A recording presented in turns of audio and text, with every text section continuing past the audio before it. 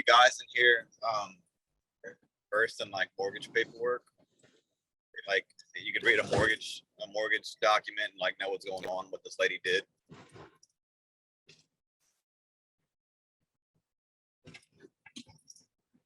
Say that again. Yo. What's up, Silos? What's cracking, guys? What's I up, was Aaron? What's up? How you doing, bro? What's up, Mr. Reed? How you doing, sir? Good, man. You? Who's asking the question right now? Oh, that was me. Oh, okay. Okay, what's up, Sam? I got some mortgage paperwork on this girl's mortgage. I don't know what she did. She had some kind of modification done to it, and now she owes like more than the house is even worth. And I don't know what she did. I was wondering if somebody in here like understood what that mortgage paperwork would say. I mean, if it just had numbers on it, I could read it, you know? If it just said, hey, you know, this is what they owe to the house. They have this amount of liens. As long as I get the whole term on it and I can cash flow on top of it, I mean, that's what we do anyways, right? We buy properties with debt, existing debt already. So Yeah. there's times that I overpay for properties as well. So this depends on where it's gonna benefit you is if you have a spread from what you're paying towards the debt to what you can then rent it out for at market rent. There's a spread there and you can cash flow. Still could be a deal. Yeah, her monthly mortgage is like I want to say $618 a month, and where she's at, she can definitely get quite a bit more than that a month as rental income. Like I quite just a bit don't like know. 1,000 or quite a bit like 1,200. Yeah, probably close to 1,200. It's pretty good. It just needs some work. It needs a new roof. The inside's not too bad. I just didn't understand what she did with her mortgage. She bought the house back in 2003. She should owe like 30 grand on it, but instead she owes like 125, twice what she borrowed back in 2003. And I What don't did you do, a refinance? I don't think it doesn't look like a refinance. I could send it to you. Were talking to her? Yeah, she wants to sell it. She doesn't know what to do though. She says she's stuck. She don't know how they got that. She stopped performing on it like in 2019, and they had some kind of modification. She stopped paying her mortgage, and they did something to where they doubled the balance and put like a balloon in 20 years, and she'll have to pay 45 grand at the end of the balloon plus what she already borrowed. I don't know. It was confusing. I could send it to you though if you want to check it out. I was working a deal like this. I've been working a lot of pre-foreclosures. I bought one I'm getting the paperwork today. I bought one in Florida, like I was saying last night.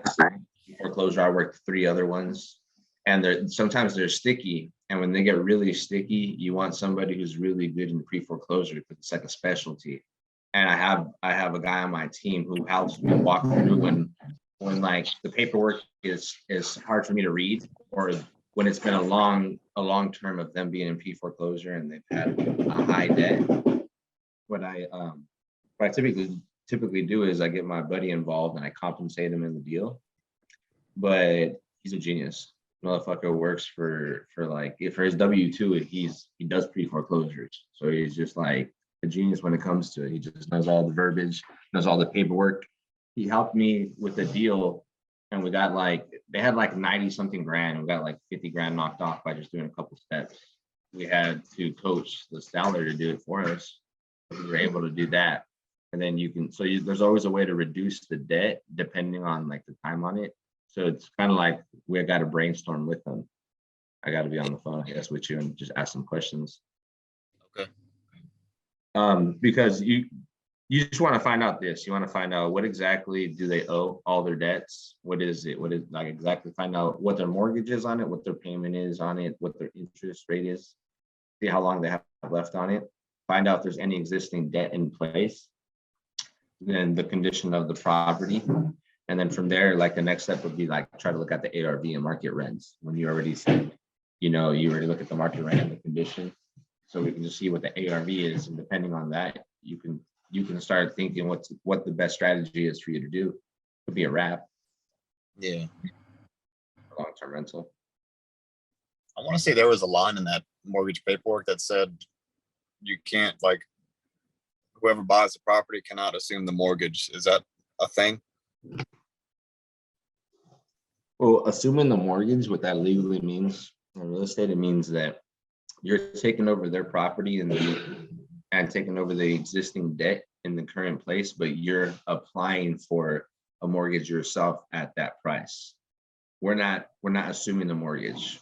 We're buying it subject to existing mortgage. We're leaving the debt in place. Gotcha. Yeah. So you don't want to like really notify the mortgage company. They don't really give a shit if the payments are always coming through. But Right. you don't want to do that, because then they can call the due on sale clause.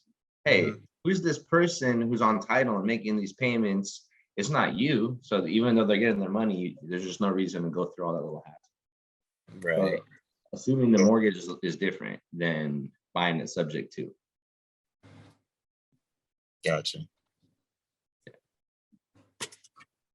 You want a property with an ADU on it? I could buy it on Creative Finance. Can I buy it on Creative Finance? Are you driving for dollars right now? No, this is one that I've been working on. It's got an ADU on it, but it's pretty messed up. Oh, okay. So I'm about to go. I gotta go measure it and do some numbers on it. Nice. Trying to pick it up for like, it'd probably be worth around 250, but I might get it for 30 grand. So we'll see. Nice. So is it like a tear down? No, it's you just gotta put a new roof on it and get rid of that carport. It's not too bad. Oh, that's like a fucking deal. It looks What are you gonna do with it if you get it for 30 grand? I want to wholesale it. I don't want to. And it's worth 250? It'll be close to 250. Yeah, a house right across the street sold for 230 with no renovation. Bro, what's that address? But I'll what buy is it. it? I'll Two, buy it. You can still make money yeah. on me. I'll send it to you. Because 30 grand, bro. I've gotten like 2 lenders to lend me like 80 grand plus. And I've had a whole bunch of 20 grand for a couple deals. So 30 This is grand, a like, major- bro, I can borrow more than that and renovate it and then just like refinance it and then pay back the lender in like 6 Yeah. months. If it's I'm a worth double- 250, then I make all the money on that, the difference, you know? Yeah, Okay. regardless, it'll be a good deal. It's a major rehab. I don't know if you like doing major rehabs. How much is major? Is it a large house? It's 1,700 minus the ADU. I mean, the ADU is not included in 1,700, so it'll be a 6-figure rehab. You know what? Not really so interesting. Yeah, Yeah. But lock it up it's though. a Go big ahead. project. Yeah, lock it up for like a penny on the dollar. Yeah. So how's everybody doing? What's up, Yosel, Jesus, Oscar, Zach, Shane? Oh, you know I'm feeling real blacktastic. Fantastic. You know me, brother. What's up, bro? What did you say? You're feeling fantastic? Blacktastic. Oh, blacktastic. Wow, dude, you're hilarious. Wow. You're too funny, bro. Oh man. Abraham, what's cracking, dude? What's up, brother? How's it going? How you Man. doing? I'm chilling. How about yourself? I'm right here in my office chilling as well, bro. Just you got the juice. I want to learn a couple of things. I have a client coming in a bit, so I'm like, all right, what can I learn today from Mr. Carlos? Bro, that's what's up, guys. I know Abraham personally. I've known him for a lot of years. He's in the financial service industry, kicking ass. He's at his own office, has like his own firm and stuff. He's a dope cat. He just we're like accountability buddies, you know. We just check on each other and see where you're at, how you're performing and whatnot. Gauge each other. Just probably just touching base, just saying hello to everybody. What's up, brothers? Yo, you guys want to get into this from role play? Or do you guys have any questions for me first? I got one little question. A buddy of mine, he ended up taken a loan, I think, from a hard money lender, and Uh-huh. I guess the time expired when he was supposed to take the pay the money back, and Uh-huh. I think the hard money lender sold the house behind their back. Like, can they do that? Hey, what? No, he didn't. He didn't take it behind their back. It's in the agreement. Okay, The guy. so So what happens is when you don't perform on the agreement, you're breaching contract, right? You're not being diligent and following through. You had first sat down and you agreed to the term that was given there, and you expected to follow through, and you're not following through. And if you can't even try to make something happen and work a deal out, I mean, they protect themselves with probably with the first right of refusal, saying, all right, well, if you can't perform, and let's say they you don't even attempt, and they're going to protect themselves so they don't lose their money because they're the ones borrowing, letting you the money, right? So they don't own the real estate; they just own the debt, and they're going to go ahead and take that house. Like you're basically signing a performance mortgage deed in this scenario, where you default. This is what they can take the property back, and now they have that property for themselves. They can do what they want with it. okay, makes sense now. Yeah, All right. part of the game sometimes, part of the game happens. Yeah. Unfortunately. Now, it's a buddy of mine. He went through that situations, and he was just asking me, he's like, "Yo, ask the people if they could do that." I was like, "Oh, I'm gonna ask them." Yeah. No, you're good. All right. It's not gonna Jesus. How you doing, man? Hey, what's up, brother? Not Just much, making bro. calls, man. Yeah, how was your day? It's pretty good. Just been, making calls all morning, and George got a whole list for me to try to burn, knock out, and all these cold ass leads, man. I'm just fucking calling all these people. Shit, bro. Fuck yeah. Love it, bro. Yeah, You guys ready to close deals this month? Yeah, you guys ready? yeah. You guys ready to rock and make some money? Fuck yeah. Yes, All sir. Let's fucking do it. Let's get into some role play. I want to see everybody, on the team. You guys gotta get some role play in there. So, who wants to go first? Let's That's go. I'm fine. down. I'll go first because I gotta go pick up my kids right now from school. So let's jump on it. All right, cool. So you'll be the first buyer, and then let's see. Hey Zach, you're a good seller, bro. You can do this. All right, cool. You guys know the game. I'm gonna put myself on mute. You guys go for it. Yes, sir. Ring, ring. Hello, this is Zach. Hello, hey Zach. This is Anthony calling here. I'm trying to ask you a couple questions about a property I came across. Just want to know if you own that property on 123 Main Street. I do. Awesome. Just a couple questions I wanted to ask you there. Have you ever considered selling that property there? Yes, I have. Nice. What got you wanted to sell that property? Anything special about it? Nothing special, man. It's a rental. It's time to get rid of it. Okay, so you're currently renting it out monthly? No, it's vacant now. Okay. Was it usually were you usually leasing it or was it just month to month? I usually lease it. Okay, nice. And how much were you bringing in monthly, if you don't mind me asking, on that property? 1,500. 1,500 a month? Nice. So if you don't mind me asking, what condition would you say that property is in on a scale of 1 to 10? What number would you rate it at? 4 to 5. A 5, you said? A 4 to a 5, yeah. A 4 to 5. Okay, sorry, I misunderstood. Is there any current mortgages on the property? Any current mortgages? I do have a 30K lien against it, or I pulled out 30K against it, so second mortgage.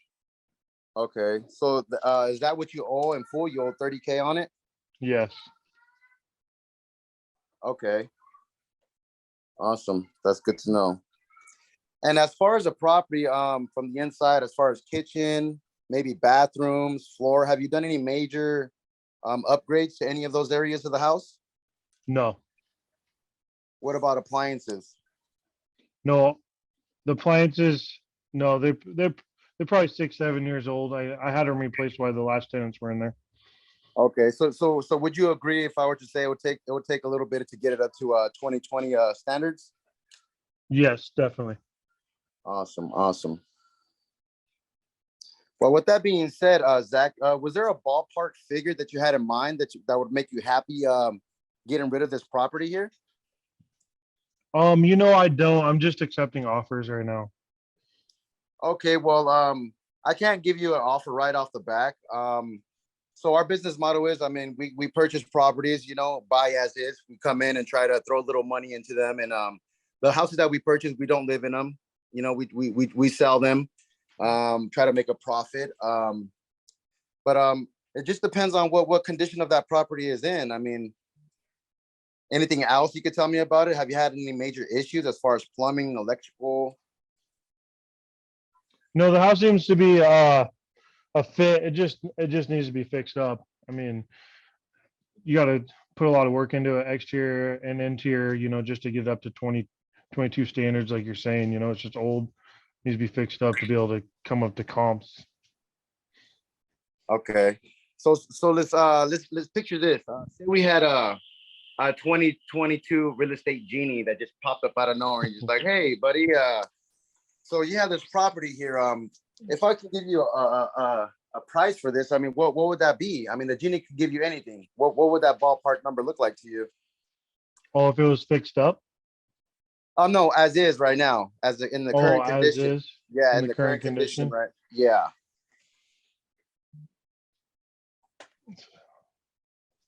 I haven't really been thinking about it that much. I've been kind of talking to people about coming to give me offers on the property. I have a couple other wholesalers, and I used to be a wholesaler myself.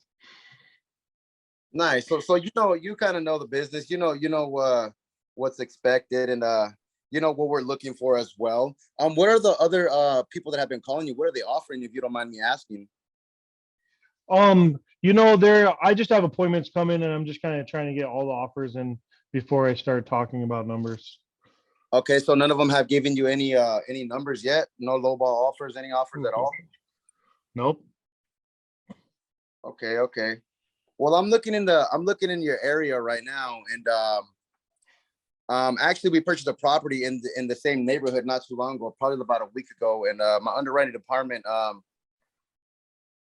it seems like every house in that area is going for average ARV of like 500,000, like fixed up though. I'm talking about like A&E episodes, that type of style of fixed up property. But we both can agree on that. Your property is not in no A&E condition. Yeah. So from 500, I mean, what are you really realistically looking to get for this property? I mean, in the current condition.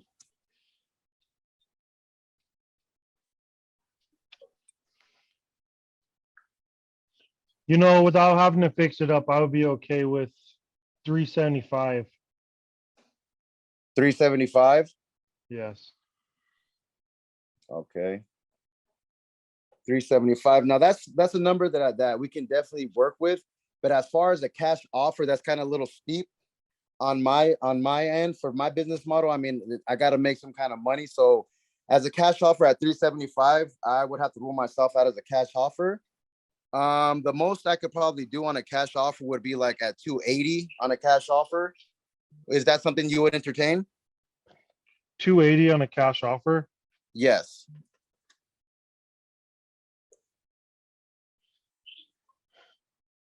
I don't think And so. that's and that's you gotta remember, I gotta put in, I gotta do closing costs, I gotta put in the money to get it up to 2022 par, and it's gonna take me some time to try to to get it sold as well. So I mean, I can come in at 280 firm, but that's not the only way I purchase properties is cash. There are other ways we purchase properties. I'm not too sure if you've heard of a seller finance.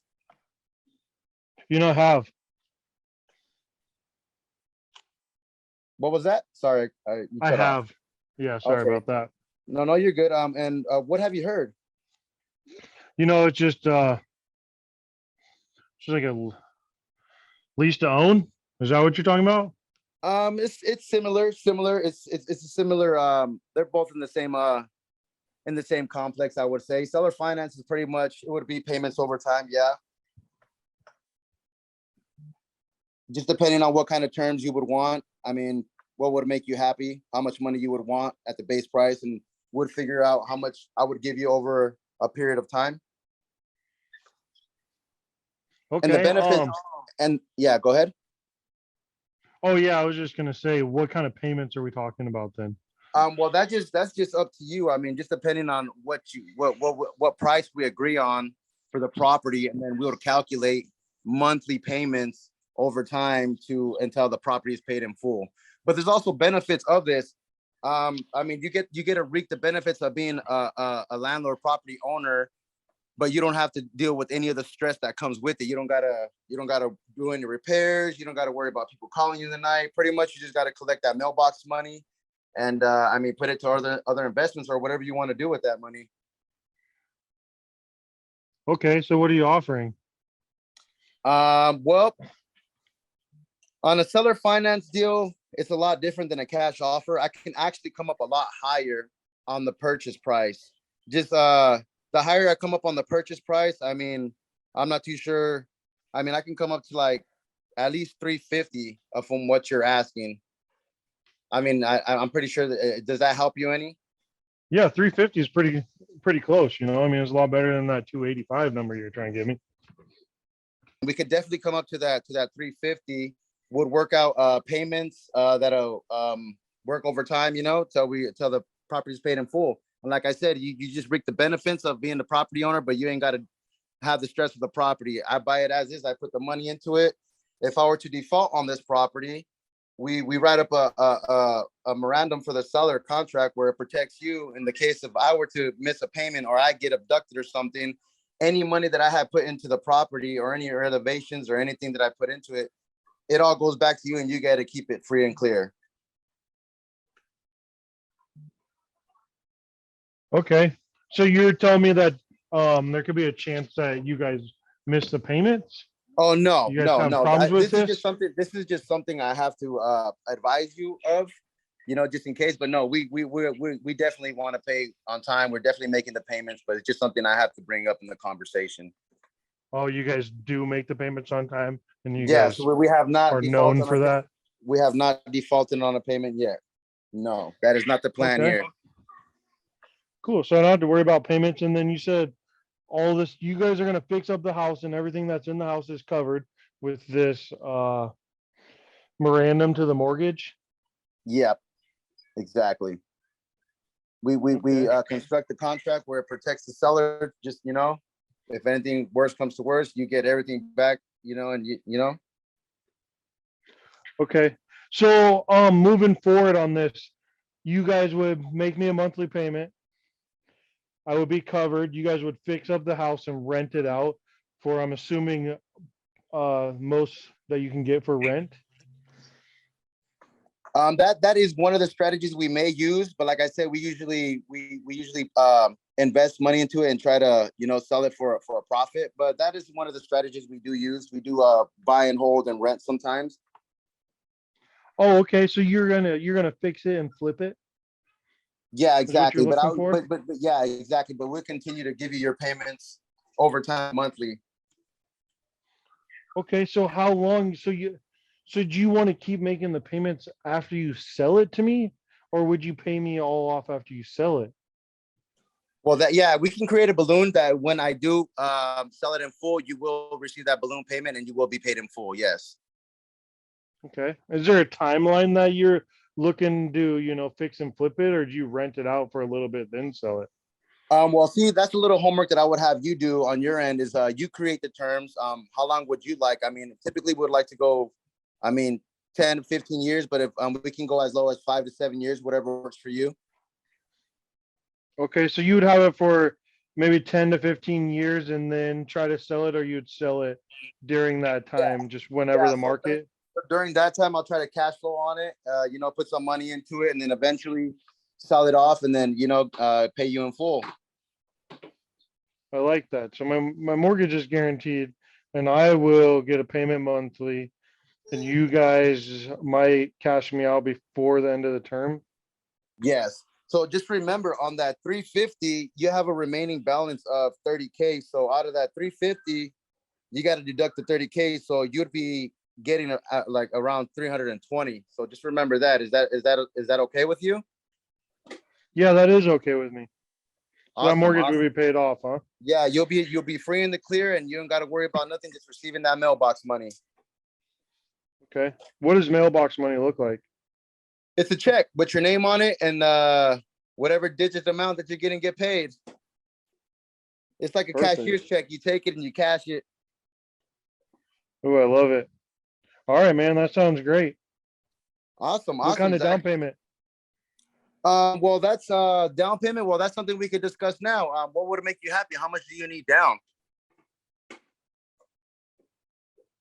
Is there something that you need to get done? Is there like a special project you need to get done with another property, or you just how much would you need down? Well, normally banks give about 20% down, Yeah, right? yeah. If I become the bank. So when it comes to something like that, I mean, the higher the down payment I'm at to give, I mean, the lower I'm at to come down on the purchase price. So, I mean, that's the only way it would work on my end. And like I said, I'm in it for business. You know, that's my business model. I got to make money on my end. So if I'm coming in at a higher down payment, I'm gonna need you to work with me on the base price, on the purchase price. Oh, okay, which would change my monthly payments. Yeah, which would probably change up the monthly payments and stuff like that. But I can give you a down payment. I mean, I can come out of pocket at least 10, 15,000 down for sure. You know, and that gets you some money in your pocket. You know, I'm not too sure how much you need, but that's something I could stand by and that I could do. Okay, that's great. Let's run the numbers. You said you had to talk to somebody a little bit about it. Yeah. So what's gonna happen now is I'm submit this to my underwriting department where they go over the market rents and you know they go over the market in the neighborhood and that way we can give you the most competitive offer that we have and make sure both ends are happy on this transaction. Okay, I like it. Awesome, awesome. So I'll be giving you if it's all right with you, can I get your email and I'll send you over the purchase of agreement so you can go ahead and read it. And I'm gonna submit this with my underwriting department. Is it okay if I give you a call in a couple hours so we can go through the contract together and just discuss any questions that you may have? Yeah, that'll be perfect. Awesome, Zach. Thank you so much. I really appreciate your time and I appreciate the opportunity. Yeah, my pleasure. Thank you. No, thank you. You have a wonderful day, and I'll be contacting you in a couple hours. All right, you too. I appreciate it. Oh, thank you very much. You have a great day. Bam. Damn. Nice. Nice. Good. Did you get a little Sorry, bit guys, I was confused trying on? to move kind of faster because I got to go pick up the kids. I figured. No, I figured. No problem. Did you get a little bit? Was it hard for you to break down the seller finance part? I kind of a little bit. Yeah, I'm kind of It feeling. wasn't too bad. It wasn't too bad. I was just wondering if it was like, it's becoming a little bit easier for you now. To say Yeah, it. a little bit. It came off like I kind of was able to like maneuver through the questions a little bit better, but I still feel like I'm lagging a lot. Like I could maneuver through it a lot better and have better Oh response. yeah, and I agree. There's a lot of improvements still to be done, but yeah, I mean, I'm just saying because you're new to learning the creative finance pitching and But stuff. as far as trying to pitch it, I mean, I feel pretty comfortable. I mean, I just need to get more comfortable on what I need to say and say, Yeah. No, you're good. You're good. I know that you were in a rush too, so that was in your mind. I know that if you had, I already knew that you wanted to go first for that, so I knew in your head that you're already like trying to rush through it. I understand it, dude. You did a good job.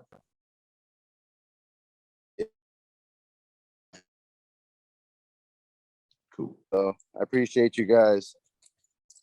No problem, bro. You taking off? Yeah, I'm driving right now, but I'm still tuning in. I'm still listening to you guys. Okay, for sure. Yes, All right, sir. cool. Who's next? Who is next? I got that. But Cool. was there anything that I missed that I could have like said better or brought up? Yeah, like when you bring up the story about the performance mortgage deed, you kind of want to build up to the story, and so that's why you need more time to say some stuff. Like you want to organize the way you say things, because he was like, oh, you're gonna default. You want to bring up like, hey, like in a worst case scenario type of thing, you could always bring up, or hey, do you have any questions? And if they say no, hey, one question we get asked a lot is, what's going to happen if you by chance default? And I always respond like, that's a great question, because it is a worst case scenario type of thing. And then I bring up a little story of the first mortgage Yeah, deed. low key, yeah, I like that objection. That one was a hard one to kind of maneuver around. I was like, shit, I set myself up for that one.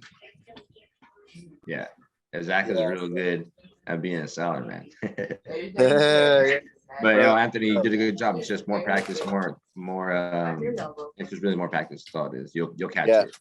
for sure, brother. Hell yeah, let's get it. Hey, Alright. can I say, I don't mean to cut you guys off. I just want to say, yeah, I'm trying to end with a yes. I'm trying not to be too difficult, and I'm just trying to mimic the sellers that I talked through without the day, because these are the problems I come up with. That's why I'm asking these questions. So you did great, and I really appreciate it. And like I said, I just try to work with you guys and talk about the situations I'm going through. So I'm not trying to be difficult. I'm just trying to find answers to questions. No, I get. you're good, man. We appreciate it. The more objections, the better, man. It gives us more practice and it gives us more scenarios to run through, so we can better ourselves and better our skills. Perfect. I just wanted to say that. And I want to end with a yes, so we all feel good about it when we walk away. At least Not you're like- making it realistic, because you say it has to do with the sellers and stuff. So like that's a good focal point for us and stuff like that. So like you said, coming with those types of objections and stuff, when we hear you questioning people certain questions and stuff, we automatically are like, okay, he got that from somebody. So we're like, we already know since the last time. So like that's why we probably be like, yeah, we all tune in when we hear you. Okay, good. It's a good realistic role play. Oh yeah, that was a good one, guys. Thank you. I'm trying to Good come shit. more firm like Anthony though. I can't be that quick. I was lucky Practice. running it, bro. I'm like, shit, I got. Yeah, just practice. You have to start practicing to be firm, not just practicing your acquisition skills, right?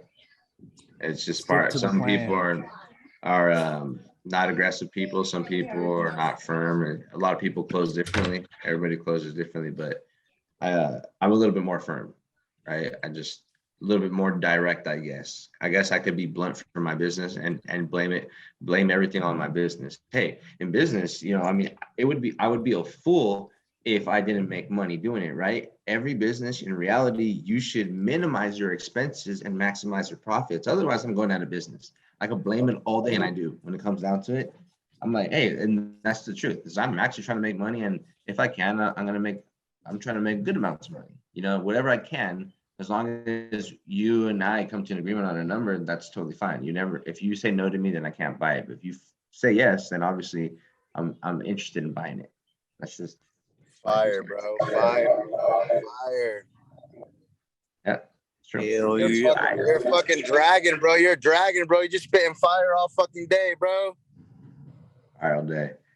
And once I lock up this deal, later on tonight, the one in Florida, I would have just hit over the 7-figure mark in assets this year. Oh, crazy. Yeah. Yeah. I once I signed the house in Newport tonight, then I would have just hit over $1 million in assets. Damn, I wish And- I had a DJ thing so I can go. So I've been in sub 2 for 7 months, and I got 7 deals, and I just hit over 7 figures. Fuck yes. The 777 challenge by Yeah, dude. Carlos. Ring the And what- fucking bell, bro. Congrats. Oh, that's some good Congrats. shit. 7 months, 7 assets, over 7 figures. If this one goes the way you need it. Yeah, one of those assets is not even, I don't own it, so I'm not counting that. That was an arbitrage, so it's really 6. Fuck yeah. Well, And let's make that's it in the 7. purchase price. That's at the purchase price, not at the after repair value on the homes. I'm just being generous on that. Yeah. Still go crazy. All right, all right, Shane, we ready to rock and roll? Yeah, I'm gonna buy that house. Who I'm buying it from?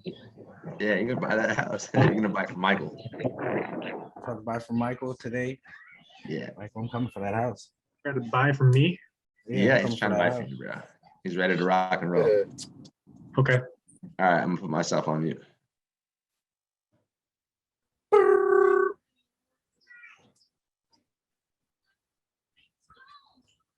Hello. Oh, hi. Is this Michael? This is, who am I speaking with? Hi, my name is Shane. I'm a local investor out in California. I've seen that you had a house for sale or so, right? And catch me up to speed a little bit on what you got going on. I got a lot of people calling me. I know that's for sure. I Oh, uh I am trying to sell it, but I just got too many people left and right. I can't keep track of all these companies trying to call me, and I don't know. Have you called me before? no, this is actually my first time getting in contact with you. Okay. Okay. All right, so could you tell me a little bit about the condition of the property? Like, has it been remodeled, updated, or anything within the last 3 to 5 years? No, no, it was actually about 6 years ago. I About don't know 6 if that years year ago? makes a difference, but we did a little bit of extra kitchen cabinets and retiled the bathroom. Um, but yeah, nothing between 3 to 5 years. Haven't touched the roof in a while either. A lot of people kept asking me about the roof, but it looks nice. Well, how long do you think that it's been since it's been touched up? Oh, geez. Probably closer to 10 years. Oh, okay, no problem. And then let's say, how long have you been trying to sell this thing? Like, how fast you looking to sell it? Uh, I would like to sell it fast. I've got my eye on this house that I want to buy, but I don't want to get into buying that if I haven't sold this one yet. Oh, okay, no problem. I see. So you're trying to move, and do you mind if I ask you where you're moving to, or like where you were thinking about buying the other house at? It's in the same town. It's just a little upgrade that I've been wanting to do. Oh, okay. And then just recouping back real fast, how you said about the roof. I just wanted to have a little touch back in with, the HVAC and the plumbing or the electrical. Like any of that been touched up back during that 6 year mark, or are we looking farther? I mean, it all works well. I don't know when all that was last touched, but it doesn't give me any problems. Oh, okay, no problem. Let's see what we got going on here. And then, all right.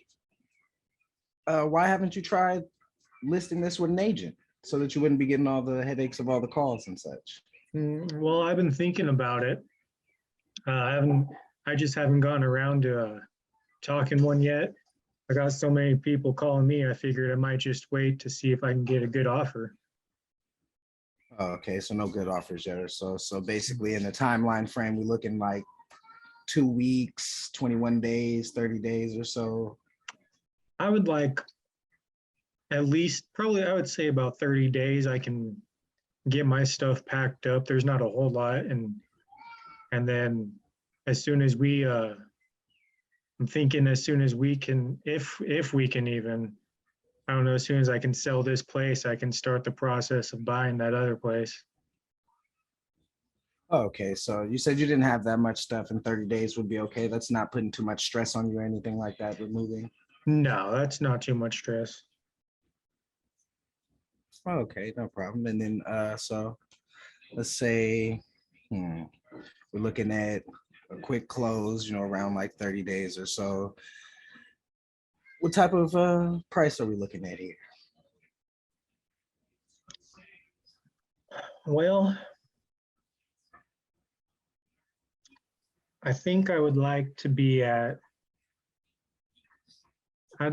around 510,000. Around 510,000? Yeah, I think that would be nice. Okay, so I see if we're around 510,000, factoring in a little bit rehab and all of the other things you said, the minor updates with if I was to touch up the roof and the plumbing and all of that, since it's been about 6 years or so.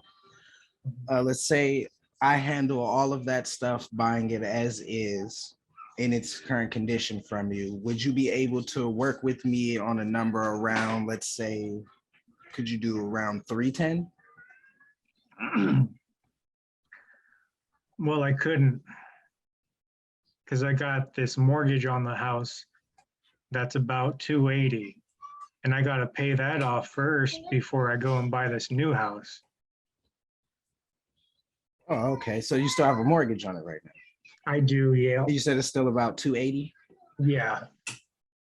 Okay, so if we still have 280 on there, and if I see, and we came in at 310, you would only be pocketing around 30. It's probably not enough to get you a down payment to move into the other house or so, or be able to move comfortably. Yeah. It'd be a little tight. Okay, so how were you going to acquire the other house? Were you gonna go get like another loan on it or so, or like how much money did you need to put down on the new house that you were looking at buying?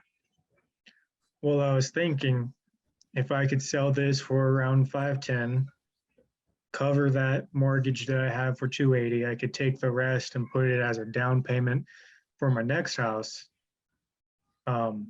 It's about the same, it's about 500 grand as well. Oh, okay. So just seeing off of the numbers that you have here, and I see that you need 280 to be able to satisfy the mortgage that you already have. So if we go 280, like how much would you need down to move into the other house? Oh, I don't know. I was thinking about just putting everything that I get from this house as a down payment into that house. I mean, Okay, normally okay. it's like a 20%, but if I have enough to do more, then I might as well do more. Okay, just doing my due diligence in the neighborhood, I noticed that in your subdivision, houses are going, for around like 500,000 in like fixed up 2022 condition. And Mhm. since we're looking at least like 6 years worth of like repairs not being updated or rehabbed, plus the roof is about 10 years old or so, just a little bit of minor rehabbing work and stuff here that I have to take care of on my end. So I was just trying to make sure that, as like in an as is condition, Mhm. if you were to list it with an agent on the market, if you had it fixed up, they would have it around like 510 to make it make sense.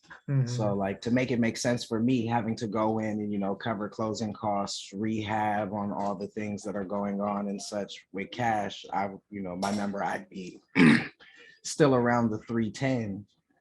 But if you need 280 to be able to satisfy this loan, and then we could figure out how much a down payment would be for you to move into the new house, I could take over and make sure that that happens for you so that you comfortably move into the next house, if that's okay with you. What do you mean take over?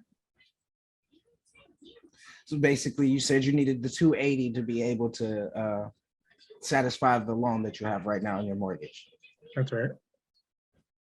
The 280, and if I came in at 310, it Oh. would only leave you with like $30,000. And if $30,000 would be enough for you to be able to comfortably put a down payment on the house and move in, I'd be able to take over those mortgage payments for you, Hmm.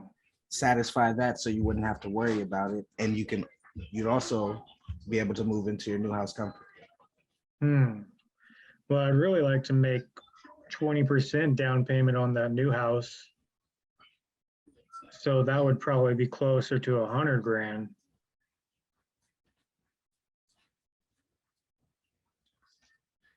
Okay. So I Well, mean, I get you gotta fix up the house. I mean, I guess I probably couldn't sell it for 510 with a real estate agent either. So if you could just give me, oh, maybe I could come down to 410. 410, is that a cash offer? Well, yeah, I mean, if I could get 410 for it, I mean, that would be nice.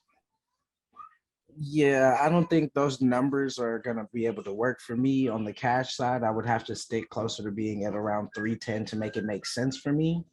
Mhm. So, but acquiring it the other way, I can creatively create a substance of taking over your mortgage on the payments to where I can satisfy getting you out of this house Mhm. and into the next one. Okay, well, would the mortgage still be in my name if you took it over? Well, it's the same thing as like if I took over payments on a car. Hmm. Like the loan would still be in your name, but I would Mhm. be the one driving the car and making the payments. Okay, could I still get another loan if I already have a loan? You actually could, depending on the way your debt to income ratio is set up. If you sell the house on terms, there is a way that we can get around that legally to where you'd be able to purchase another one. But if you really need the cash and all of that, why wouldn't you just end up, rehabbing it yourself and listing it with the agent so that you can make sure that you get the full amount asking price? Hmm, sounds like a lot of work. I mean, I wouldn't mind listing it with an agent. I just don't want to put that work into it to have to get that top dollar value. Okay, so basically it'd just be a headache on your part at this point. Yeah, I'd rather not have to worry about it. Yeah. So basically, if we can't do this at 310 for cash, then yeah, I can basically, let's say I take over your mortgage. You say it's 280, Hmm. 280, right? Left on it. Yeah. How much a month are you paying on that? Oh geez, let's see. I'm at about 850 a month. 850 a month on the mortgage. Yeah. And then what would be the renting, like, current market rents, or if the house was fixed up? Oh geez, that's a good question.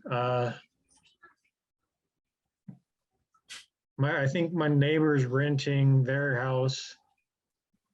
I'm pretty sure it's like mine. I think they're renting that house for $2,000. So probably something like $2,000.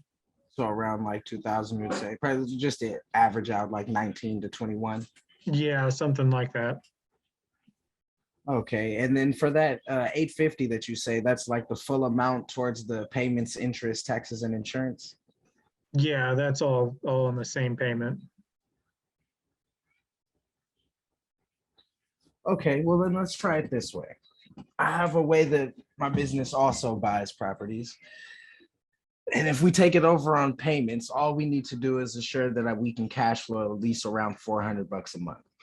So if the current mortgage rate we have is about 850 and there's about $2,000 on there or so, as long as I can cash flow, I believe I can come to the number that we're looking for with satisfying the 280.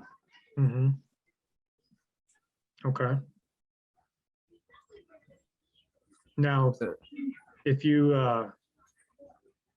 okay. Now, do I still get some money on top of that 280? Yes, I'd be able to pay you some money every monthly on top of that. Every month, I'd be able to pay you every month some money on top of that, as long as I would be able to cash flow. So if we're at 2000 Mhm, and say 850 has to go towards the mortgage, mhm. that leaves what? We're at about 1150. Yeah, that sounds about right. So if we're at about 1150, let's say we split it. Would you be able to do that? If you could split the 1150 with me down the middle, it assures that I cash flow enough to make the payment, put the money in your pocket, get you out of this house and move you into your next one comfortably. Hmm.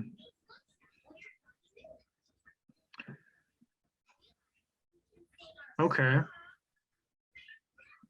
Well, that might help with my mortgage payment on my next house. That might be kind of nice.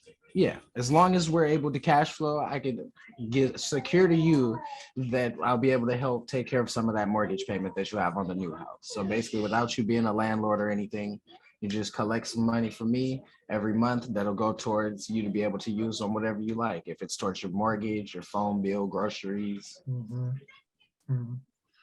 Okay, well,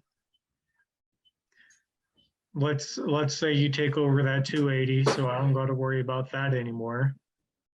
Yes.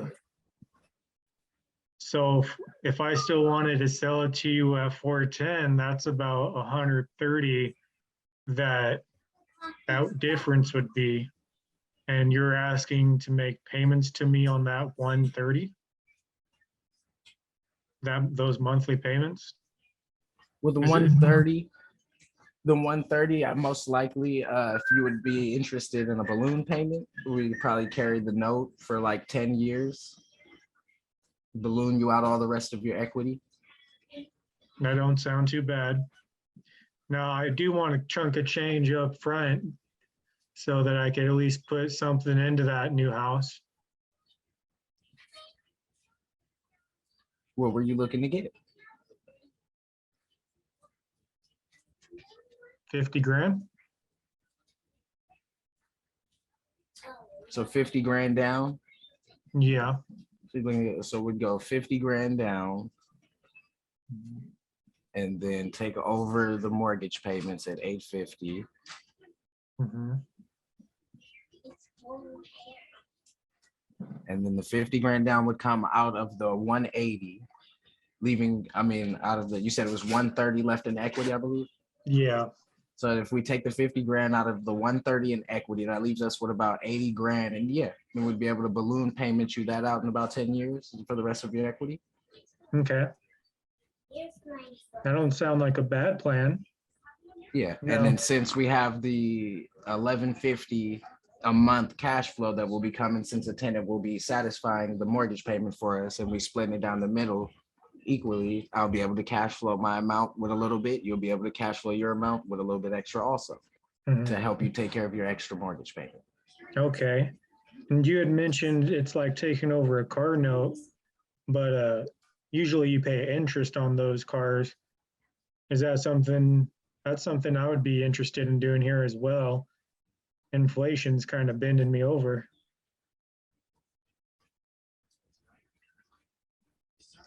What type of interest were you looking to get?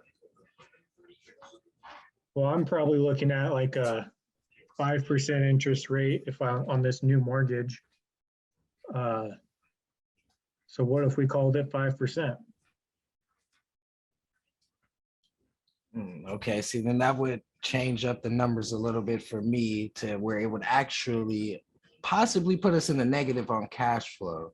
So where I wouldn't be able to cash flow enough now to satisfy the monthly payments for us every month Gotcha. to have you sitting comfortably in the new house. Gotcha. Because it would dwindle it down on my part. So basically coming with the 50 grand down payment, taking over the house mortgage and putting in the rehab and all of that, we would usually strike for, 0% interest just because we're putting in all the backbone. Yeah. So to make it make sense for me, basically, if I was able to come to your asking price of 410 with Mhm. 50 grand down and we subject to the mortgage with a seller finance hybrid on the back end to get out the rest of your equity to you, and we keep it at 0% interest and we just keep the cash flow split how it is, that makes a little bit more sense for my business to step in that way so that it's more of an equal trade-off. Because just as long as we can cash flow the Mhm. amount of money that we need, we'd be able to come in and get this from you. Okay. So could we do 2% interest? Is that easier? Would you still cash flow at 2%? I'd actually have to go back and run those numbers at 2% to figure that one out. 1 second or so, if I'd be able to.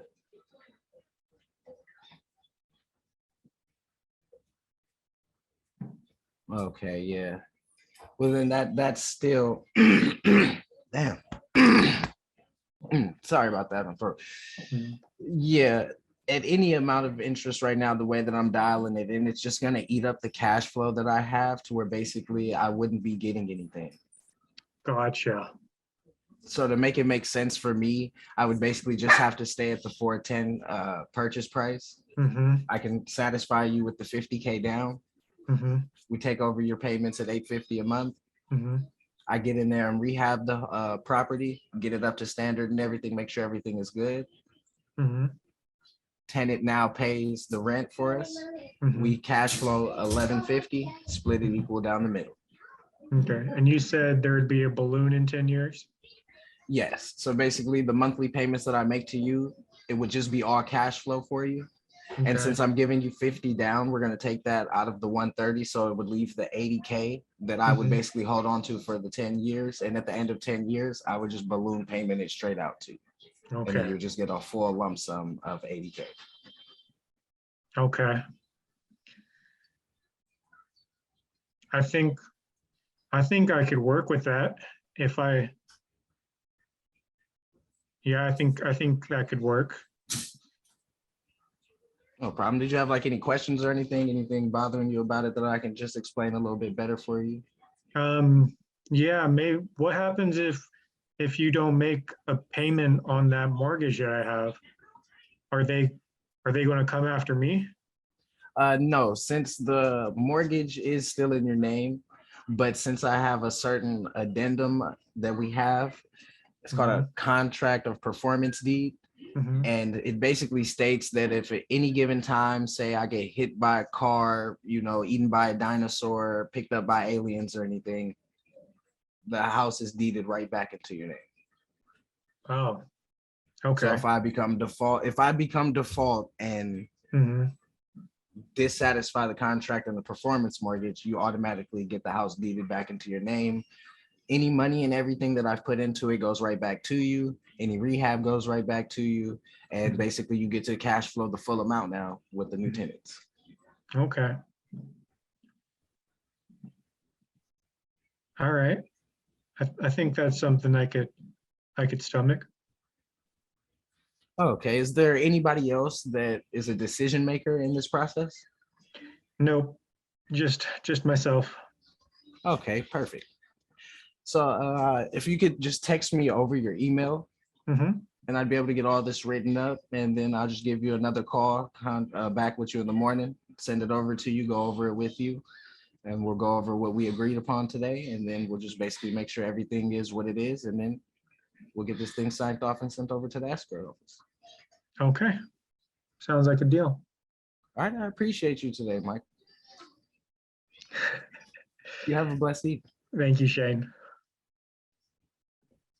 Boop. Yo, Ooh, you What'd you almost think? got me. I did start staring off. You got me. I started staring. Let me take the glasses off. You got me. no, I think you did put well. my glasses on. Put my stunner shades on. You Put got my me. stunner shades on. Yeah, I was feeling confident in that one. There was a couple of them in there that you hit me with, Michael, and I felt like I had the answer for it, but I started running around it. And then that's when he was like stick to it. If you're gonna go cash, stick to it. Like stick to the plan. I keep telling myself, stick to the plan. Going straight Stick to back the plan. into it. Yeah. And then I Yeah, to seen get- how. Put a game plan, right? So you want to think like a buyer. If you're going to go into creative finance, you want to start thinking as a buyer, right? Here's did a good job maneuvering, overcoming, letting them answer, responding. When you truly don't know how to run approximate numbers, it's best to get somebody to the point where they're like, hey, you're open, you pitch the terms, you tell them the basics on how it works. What's hard for somebody to do is to run numbers on it. And if you truly don't know them all the way, it could be like it's more like if you don't know what you're doing kind of thing, then that's when you just, hey, you know what, I can get the information on that and I'll get back with you, right? And then I can tag team me in. We'll play it like that. Or not tag team you, but let me know, and then I'll show you how to respond to things like that.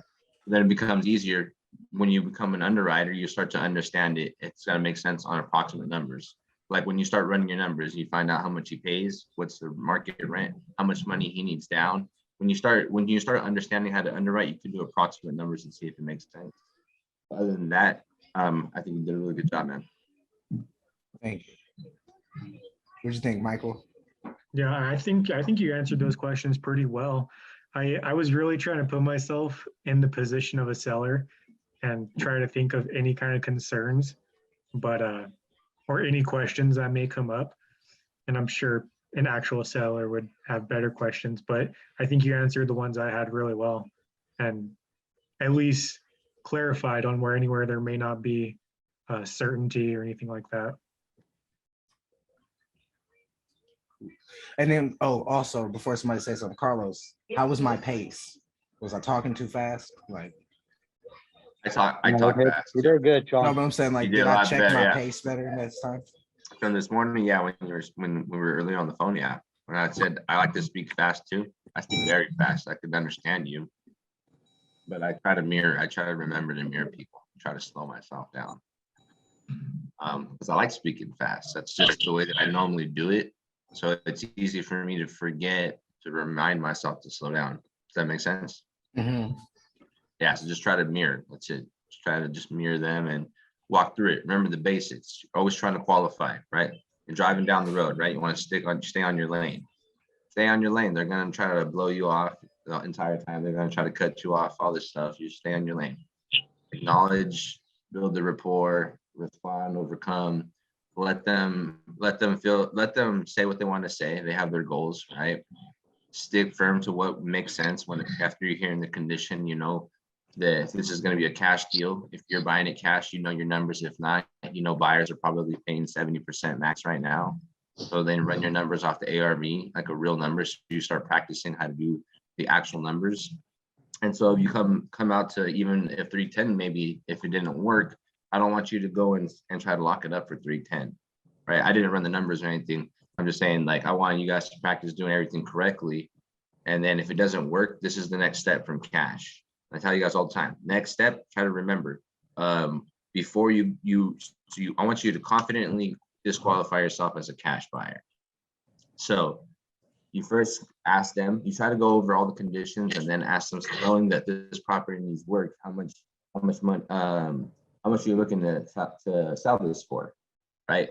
Once you figure out how much they want for it, you're gonna actually run your numbers and you're gonna tell them that doesn't work for you. Is there any wiggle room, right? So then they bring it down again. Once they bring it down, you tell them, no, that doesn't work for me. This is where I need to be for this to make sense. So I don't want you to ask them, is it okay? Would you be cool with? No. I want you to confidently say, this is what's gonna work for me at this number. And when they say that's too low for me, okay, I want you to respond one more time like this. How close to this number can you get to? So I can just see if it makes sense for me. I want you to, if you can still come up, remember, once you start underwriting, you can understand that the numbers are going to work. You're always just trying to sweeten your deal. So no reason to give, not even that fuck that, would you split it in the middle? Try to always get as close to your numbers. And then when it doesn't work, you can kind of come up a little bit if you really understand the numbers are still going to work, right? And if not, confidently rule yourself out as a cash buyer. So that's the first thing you're always going to do right after it doesn't work. Next, I don't want you to roll into creative financing. I don't do that. I always roll into, why don't you list this? Oh yeah, you don't mind them coming in and out throughout the week, right? Walking in, or they're probably going to have to, make you clean it up or whatever. You bring up the reasons why people don't like working with realtors, commission, all that. And then same thing, what's next is I want you to ask them to list it. Hey, why don't you just put some money into this thing and then rent it out? You find out they live too far. They don't want to do this in that first round. Cool. Now I want you to pitch creative. And so if you need to put that on your computer, on a little sticky pad, you should I always have my put little note right here. This is the 4 pillars. Qualify. You should write down some little notes for yourself. Stick to the game plan. Oh, I don't. So Qualify it's the on lead. there if you can see it. The little I can't really see questions it. that I have. Oh, I have the condition, timeline, motivation, and price with the little questions under it that I should ask. Cool, that too. Now you should make another one and disqualify cash. Ask them to list it. Ask them to rent it out. Pitch creative. When you ask them to rent it out, hey, how about you just put some more money into this? Make them think like they got to put money into it, right? Hey, why don't you just put some more money and rent it out? Find out if they don't want to rent it out, right? Same thing with listing it. So you're looking to pay a realtor? Are you looking to pay a realtor to list it? All right, later, you're welcome. Right. And then go ahead and pitch creative, because you're gonna find out, like I've found out, that I used to do everything cash, and once I started learning creative financing, I rolled into pitching creative finance. I found a lot of people entertained it because they probably didn't know what the fuck I was talking about. But then when I found somebody that was actually interested, like when Michael says, yeah, I'm interested, and I truly didn't know, I didn't actually just bullshit them. In this role play, if you didn't know your numbers and that you're on a real call, You just bullshitted you don't do that. You know, like that's why I was like, hey, if you really know what you're doing, if not, put yourself on pause and tell me, hey, do these numbers make sense? So I want you to practice the right way, or start practicing. Hey, you know what? I don't know that. Let me get my partner in. He's more experienced than that, right? Because that's the truth. I want you to practice the right way. I don't want you to practice something wrong, because that shit becomes secondary no matter what. You start practicing more and more, that's what's going to go next. So the next time you role play, you're going to remember to do that. You know what I'm saying? Yeah. So then when you're done disqualifying cash, you roll to list it, roll to rent it out, and then you pitch creative. Because the majority of the people, if you're not going to pay them cash, they're going to list it, because the homeowner who buys it is going to get financed, and that bank is going to pay them cash no matter what. So they're going to get cash out no matter what, both sides. Then they would probably keep it. Once you disqualify all that, you got a real good opportunity. The terms may work for you. Okay, that's where I got mixed up in earlier, my timeline and motivation. Yeah, no, you did a good job. Same here, bro. Same here. I mixed it all up earlier too. I didn't even freaking ask the timeline. I asked the motivation, but I didn't even ask the timeline. Stick to the basics. That's why I keep telling you. Yeah, It's in everything. In sports, everything. What happens is you need guidelines, right? You need a foundation. The reason how I do my things is, first I stick to the basics. I got notebooks. Maybe you guys don't take it as professional as I do. And that's probably why I sound the way I always fucking do. And you guys are like, wow, every call is coming out so juicy. It's because I earned this shit. I tell you guys every single time. I'm ready if I have to go role play right now for the next call. I write it over and over. I never miss one. All of these pages are all the calls I've been doing with you guys, role playing with you guys, or calling the leads. And because I need to do that, I'm not just a regular guy. I understand sales at a different level. I understand the art of negotiation. I understand storytelling. I understand repeating the process to them, right? There's a lot more to it than just trying to get the questions out of the way. You want to get real good. You want to build the rapport. You hear a dog barking. Hey, what type of dog do you have? Maybe try to build a rapport, come back to it, control the conversation. There's a lot of skills you guys can continue to learn besides the basics right now. So let's get the basics out of the way, so then we can start creating this craft, and it becomes very simple. How it sounds for me, it'll be like that for you. There's just a lot of pieces to the puzzle sometimes, and it's not hard, but let's get these basics out the way. Everything's the basics. So get the basics out, get the foundations, even if you have to have them on your laptop, and they say right here, motivation, timeline, condition, and price, and the other one says ruled out cash, ask them to list it with the realtor, rent it out, and then pitch creative. Just having those right there are going to help you out. You're going to do better. All right, who's next?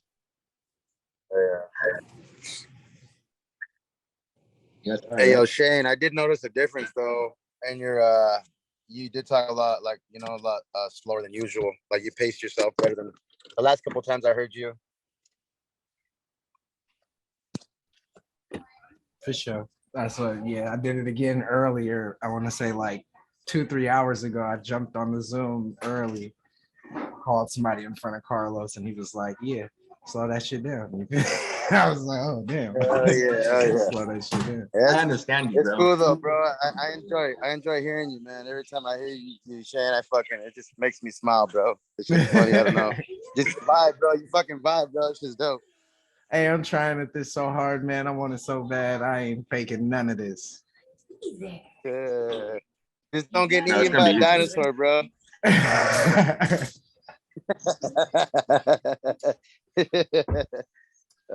shit had me rolling, bro. You That guys shit have was any funny. questions? Any questions on anything right now?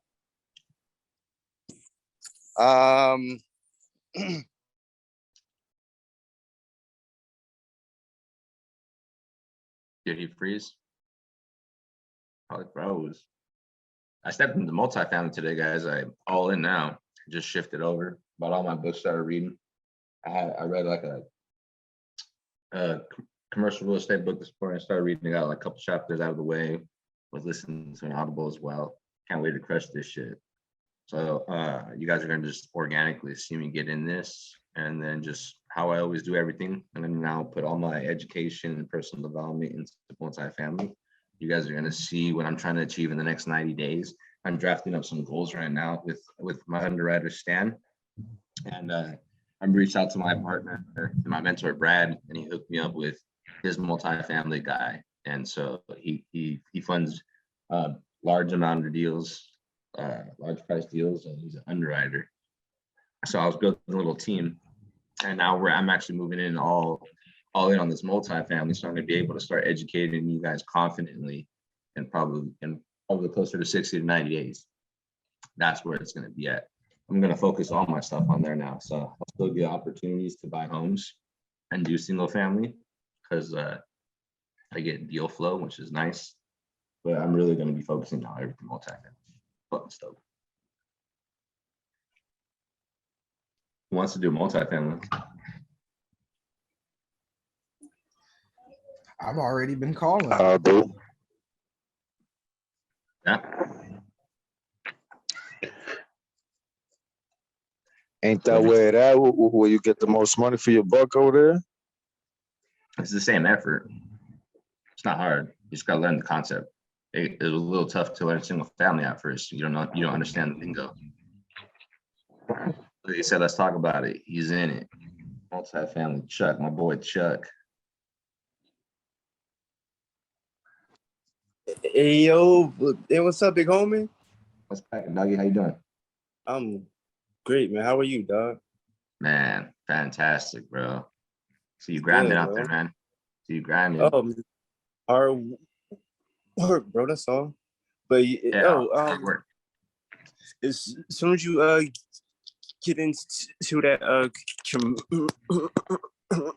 commercial, bro, yeah. Some looking at 40 and higher. Yeah, bro. That's what I'm trying to do. I'm trying to do the big dog shit like you are, homie. See you out there all the time looking at properties, and I'm trying to get into that space now, man. Just totally forgot. I got to tap in with all you guys. And I literally shifted today. Woke up and was like, my alarm went off and was reminding me exactly everything to do. So I was like, all right, cool. Shifted. Got all excited. I was reading 2 books, an Audible for like an hour and a half, and then I started another one reading so I can knock them both out the way. I'm excited right now. I'm about to crush this shit. That's dope. Yeah, man. Yeah, I'm excited, man. So have you you got some multifamily under your belt? So I've been underwriting them. I haven't shown anything that's been solid. Nice, bro. Are they hard? Yeah, bro.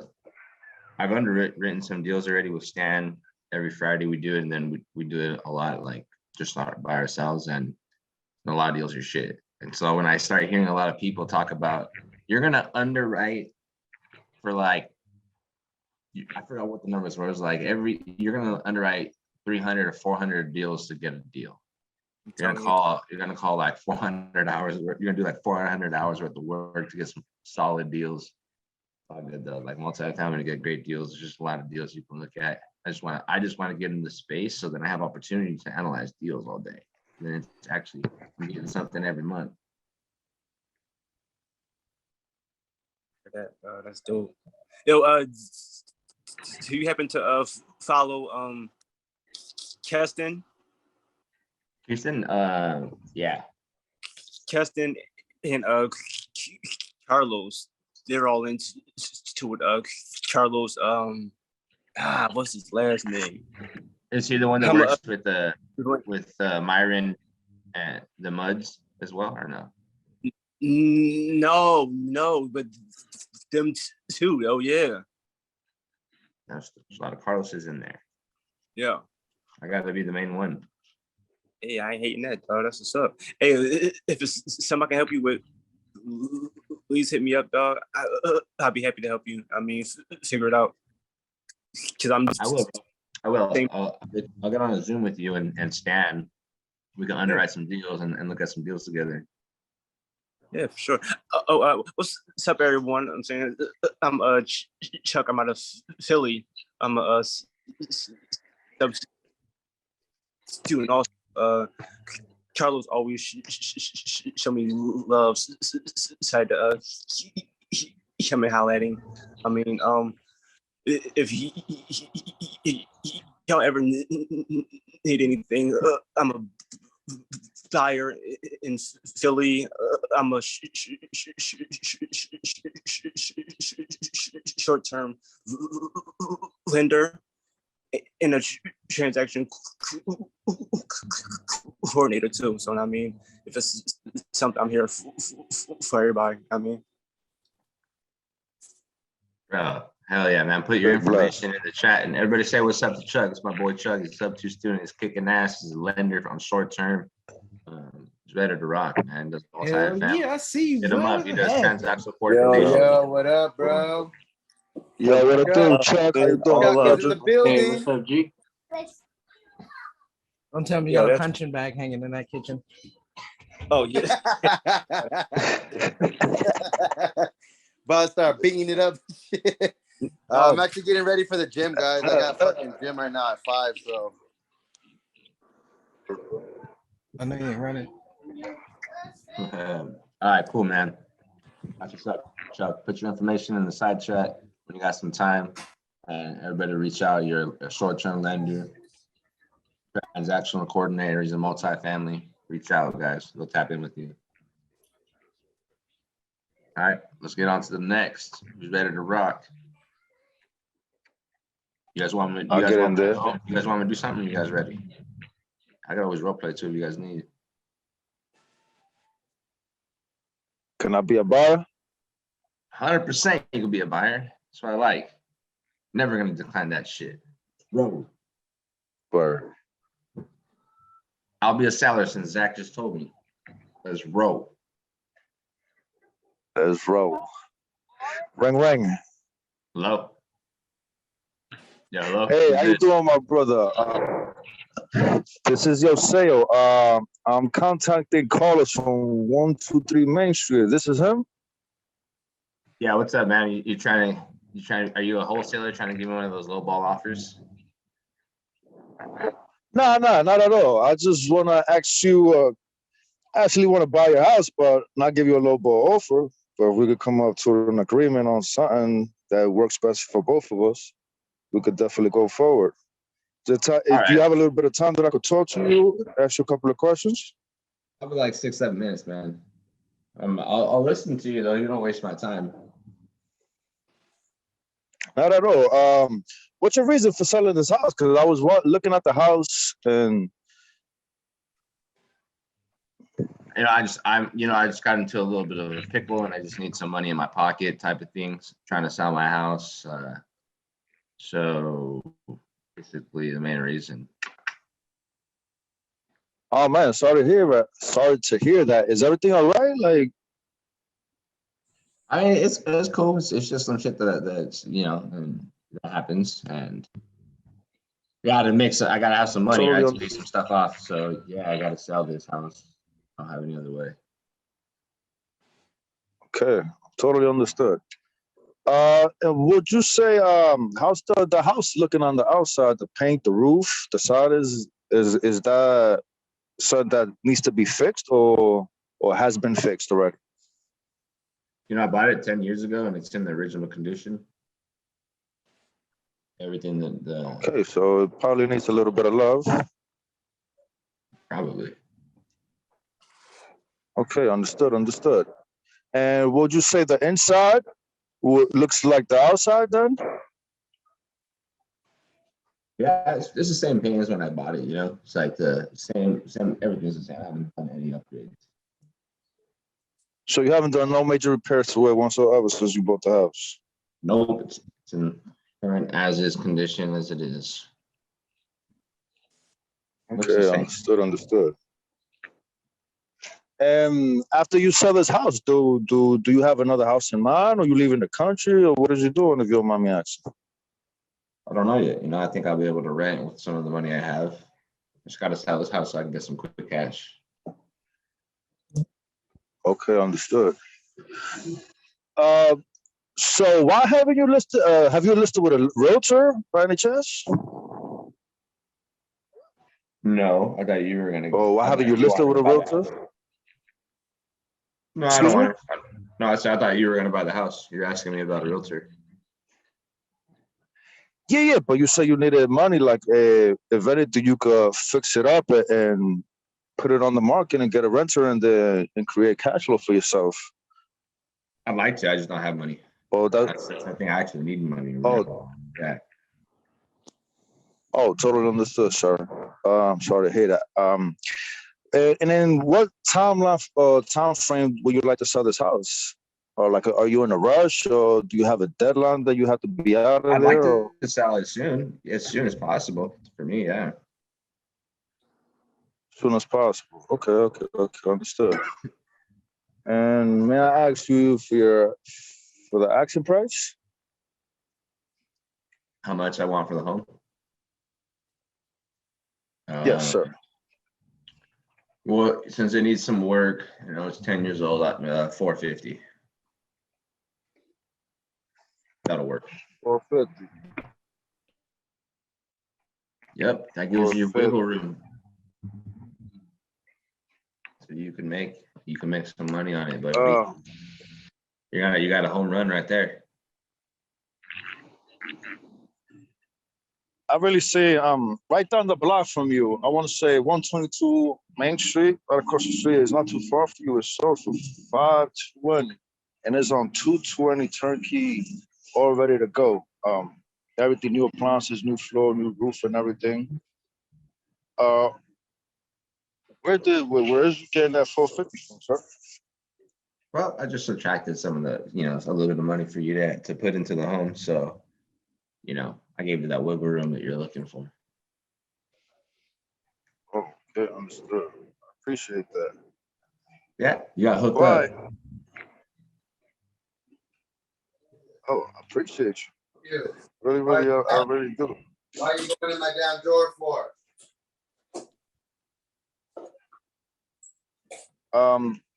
Unfortunately, sir, I'm in the business at wholesale, and I'm in this to make money.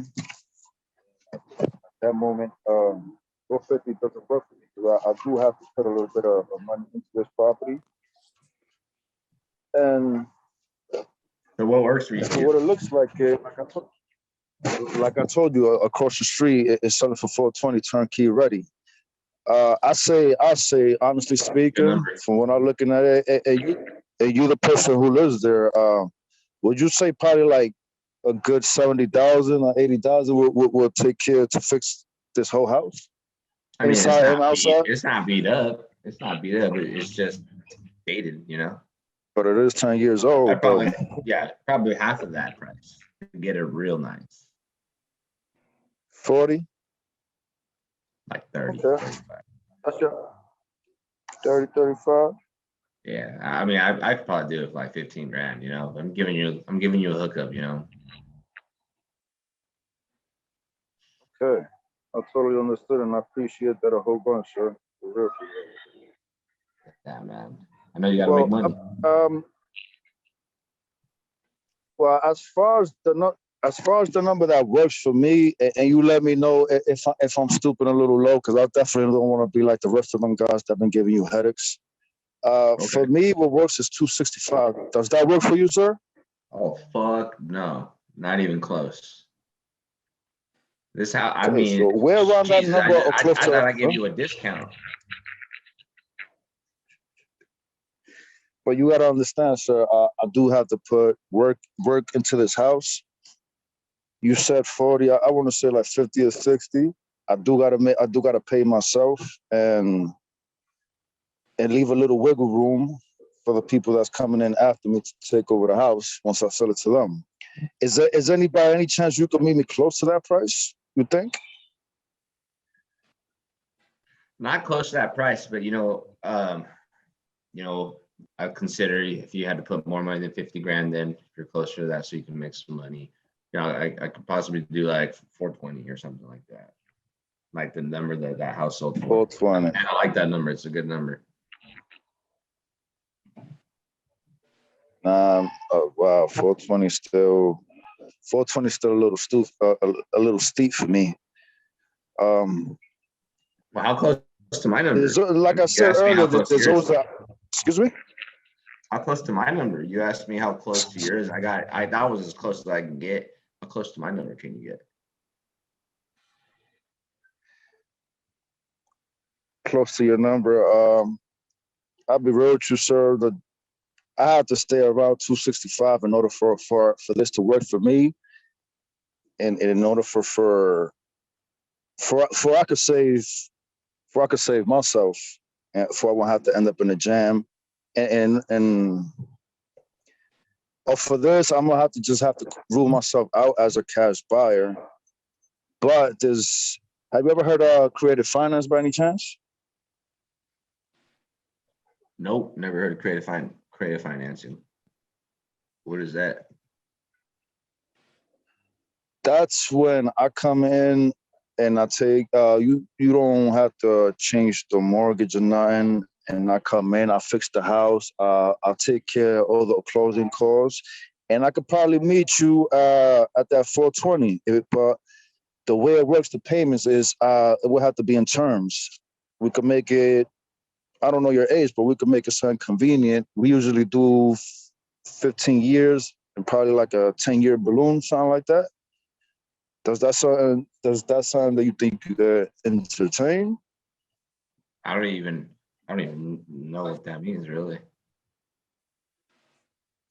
10-year Okay, balloon. so I come in, I give you the 420 that you want for the house, in the condition that it is. I pay all the closing costs. I go in there, fix it up, and then where the terms goes in, within the 15 years, I will pay you every month a payment. Excuse me. And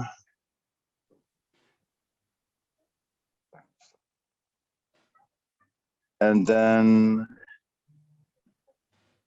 within the 10 years, I want to say we will pay you the full amount. Got you. So like just making payments to me is what you're saying. Yes. Well, with time, every month.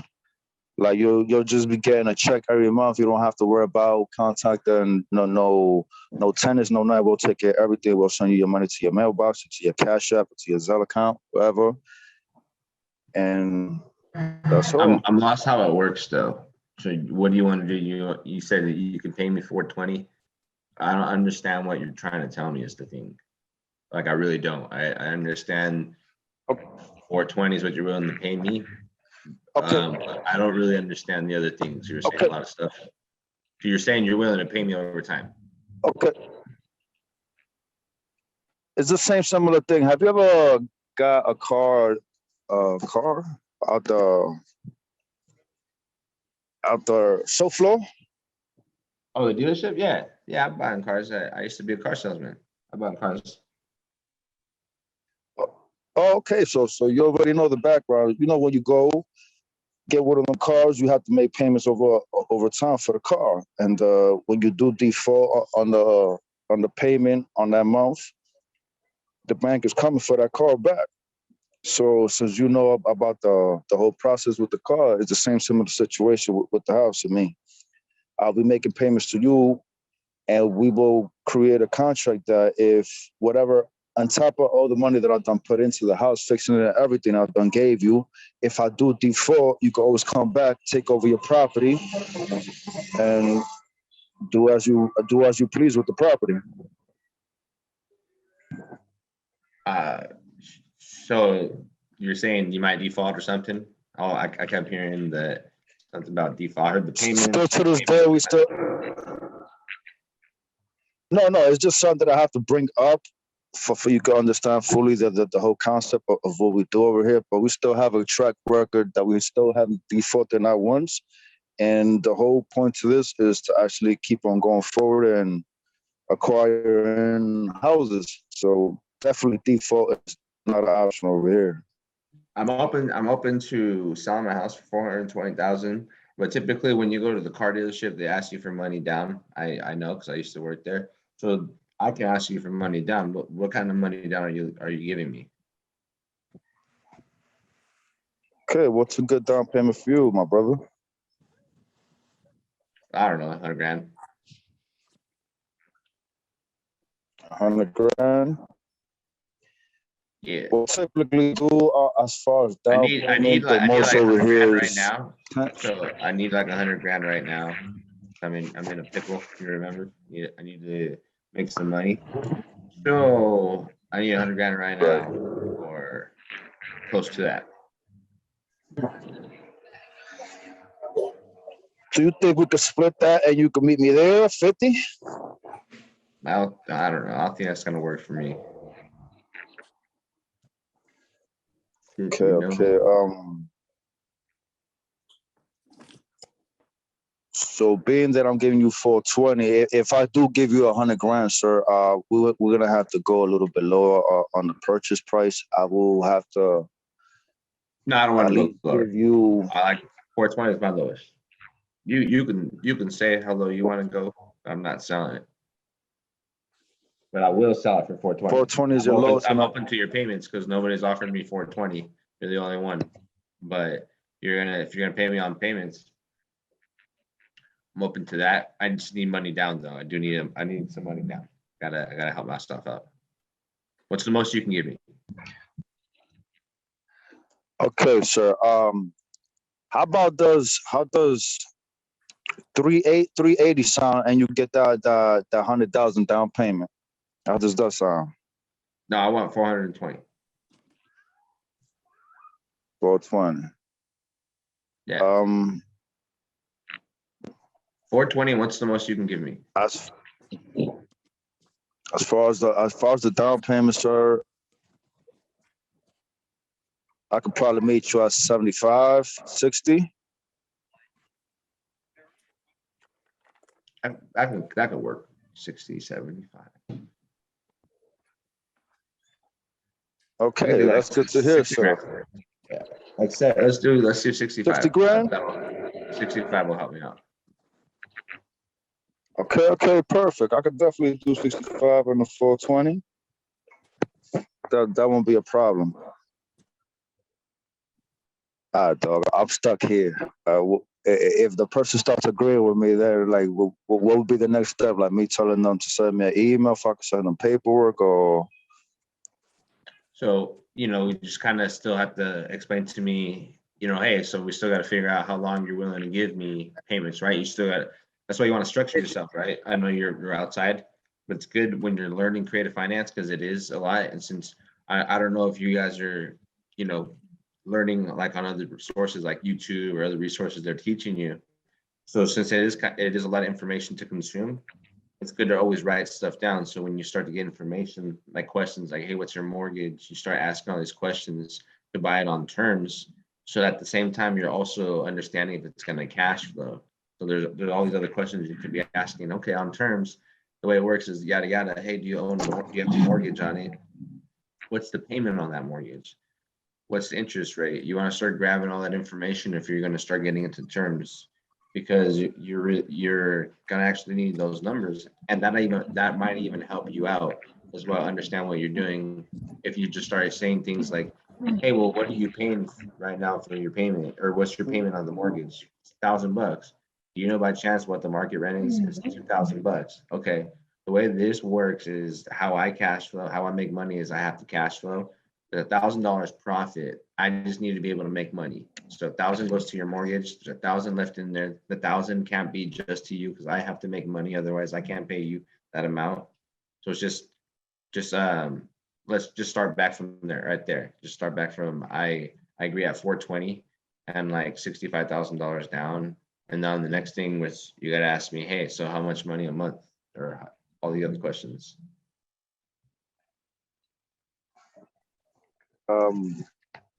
By any chance, though, do you have a mortgage on this, or is it free and clear, or what's the story on that?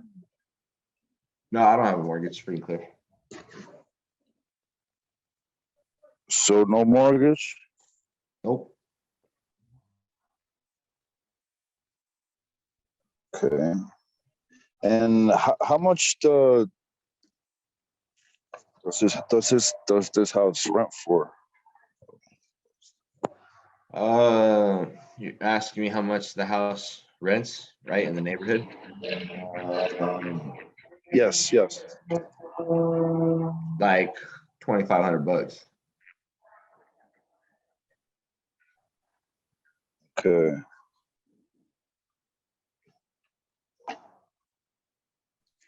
Oh, cool.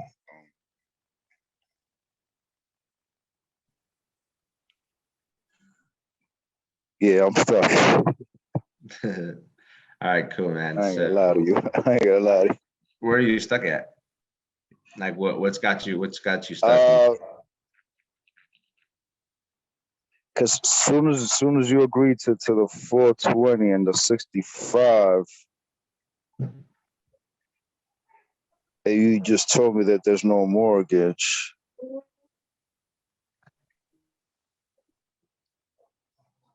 What else? What else that I should be digging in there for? You said how much does the rent? How much does it rent around that neighborhood? What other questions should I be in there throwing in to find out?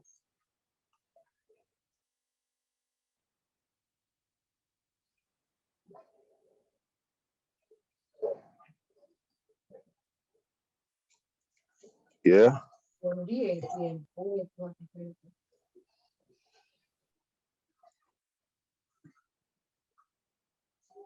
I think his page froze.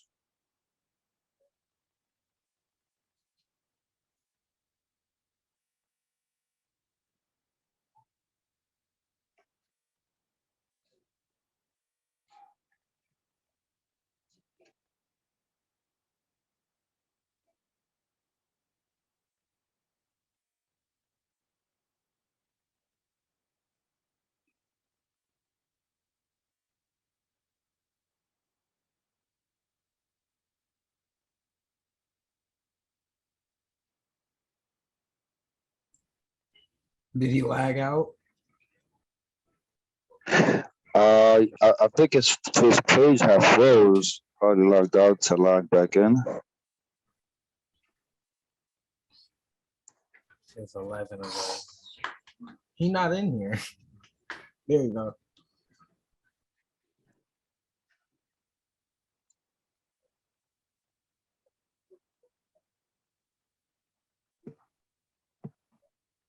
Yo,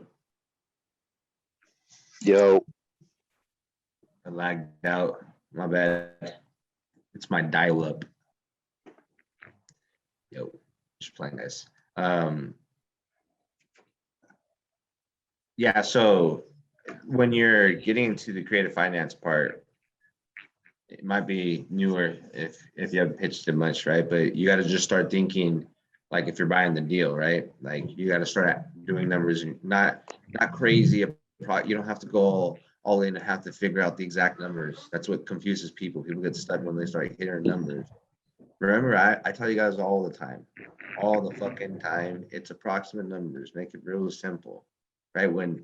Repeat the question back to them when they ask you. When I'm asking you how much money down, that's always good at instead of just, oh, I can only do 10 or 15. You're already in. What if I didn't like that number, right? It's better to come up to them and repeat the question.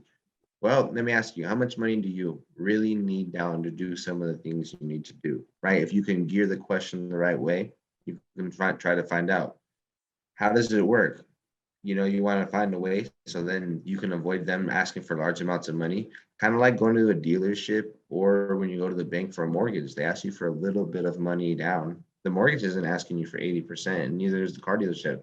So when you start letting them, when you remind them when they purchase their car or house, even if it's 20% down, you get a good enough deal. 20% down can be achievable. So that's why also when you start working numbers, it's easy for you to do approximate so you don't get so confused. When they ask you, well, hey, Sale, how much money are you willing to give me? Well, how much money do you need? Right? You figure that out.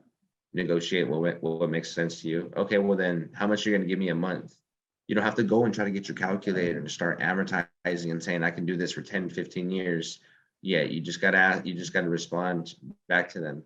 Well, how much are you looking to get, knowing that the only way that I can make this work for me is to cash flow. So whatever you're charging me just needs to be less than what I can charge for rent, right? You're just doing rough estimates. You're just doing rough numbers with them. You're not giving them a right number right away. So then you do brainstorm with them. Hey, what do you think this could rent for? Okay, Okay, you're paying 20, I mean, you're charging me 25. What do you think you can really rent for though? I'll get charged for like 3,200 bucks, or whatever I say, 2,700 bucks. Yeah, okay. Now that doesn't work for me. Do you remember how I said all I need to do is cash flow? I don't even, your house isn't, worth the as is condition for the price of 420. But I'll pay you that with the right term, but you just gotta let me cash flow. You should remember you're a business. You just gotta let me cash flow. You just run the approximate numbers. Okay, well, how many years? How many years are you gonna get? Am I gonna have to do this just sale? Well, what were you thinking? Right, you just respond like that. Well, what were you thinking?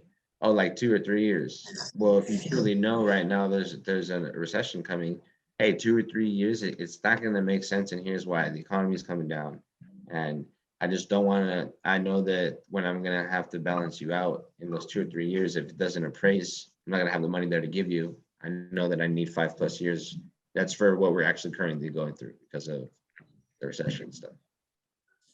But you can gear a lot of the stuff you say, you can gear it. So really what you're having to do is try to figure out, how much money a month, how long, and after you get those agreements, you say, okay, cool. What's your email so I can send you over the documents? So in a realistic situation, say if a seller does want like 100,000 down or some crazy shit like that, like, I mean, what would be the first step to, because right off the back, I hear 100,000, I'm just like, fuck, okay, so now what? That's where I get stuck at, and I wouldn't know how to create terms off of that 100,000 deposit. That's, that kind of like, so you, if you have strategies, yeah, so what happens is it's hard for you to understand it because in reality, a true buyer understands how to underwrite, or at least has a somewhat of an understanding of approximate numbers. So you can if you understand different strategies, you can see if it's going to cash flow. So it's hard for you or for anybody who doesn't, practice and start to actually look at deals as an end buyer. But in a scenario, check this out, in a scenario where you buy a house and there's a couple ways you can put $100,000 down on. I buy homes that I'm willing to pay up to 10% on the purchase price down to the seller. And then I got to still factor in my other fees. And so 10% of $1 million home is 100 grand. That will make sense. Even though the number sounds large, it'll still make sense. Yeah. 100 grand, they want $100,000. Okay. What if the home was worth 500 grand? And what if, so they want $100,000 down. Okay, so then it's your job to negotiate a term that's going to make sense for you. Okay, well, it doesn't make sense for me to do that. I can do this, and then you try to negotiate. But in a scenario where it truly is that they need 100 grand, what if the house is worth 500 and you got a deal that you locked up at like 280 and it only needs like lipstick? Or you can give them 100 grand down because you're gonna renovate this. So you might as well give them 100 grand down and ask your lender for the remainder of the renovation.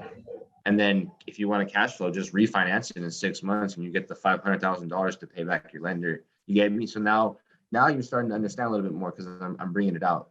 But as you start to get into deals and analyze it as an end buyer, you'll start to see, okay, that could work. At first, I never thought that I only thought that you could give 3 to 7% or up to 10% of the money down until I started working with Brad. And he was like, oh, look, I can show you how to do this. I can tell them no, I can show you how to do this or that. And I started to see, okay, well, you know what?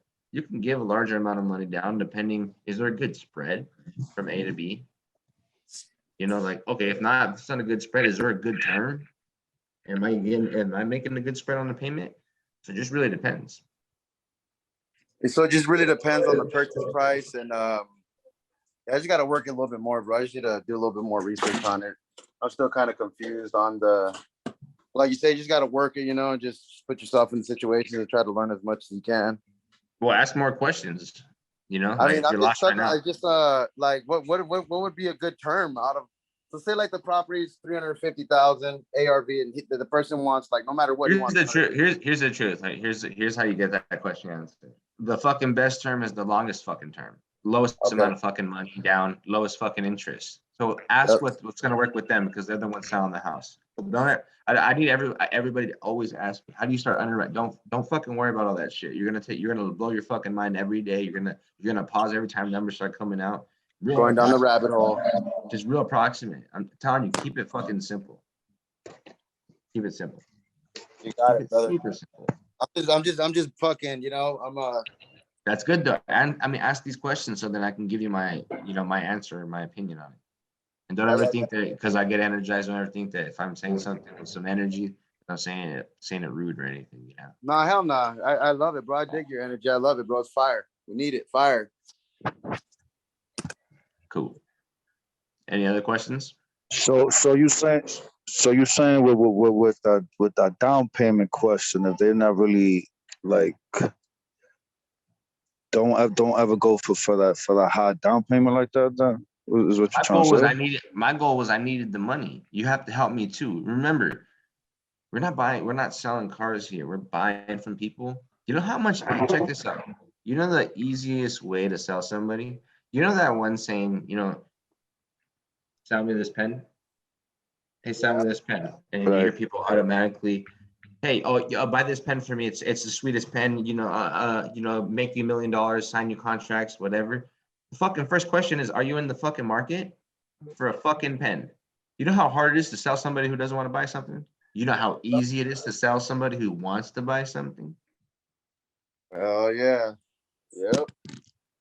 That's the truth is when you know that you can pay more on houses, like how we're buying homes on subject to and seller finance, why don't you just fucking agree to what they're saying? Because you're about to buy the house.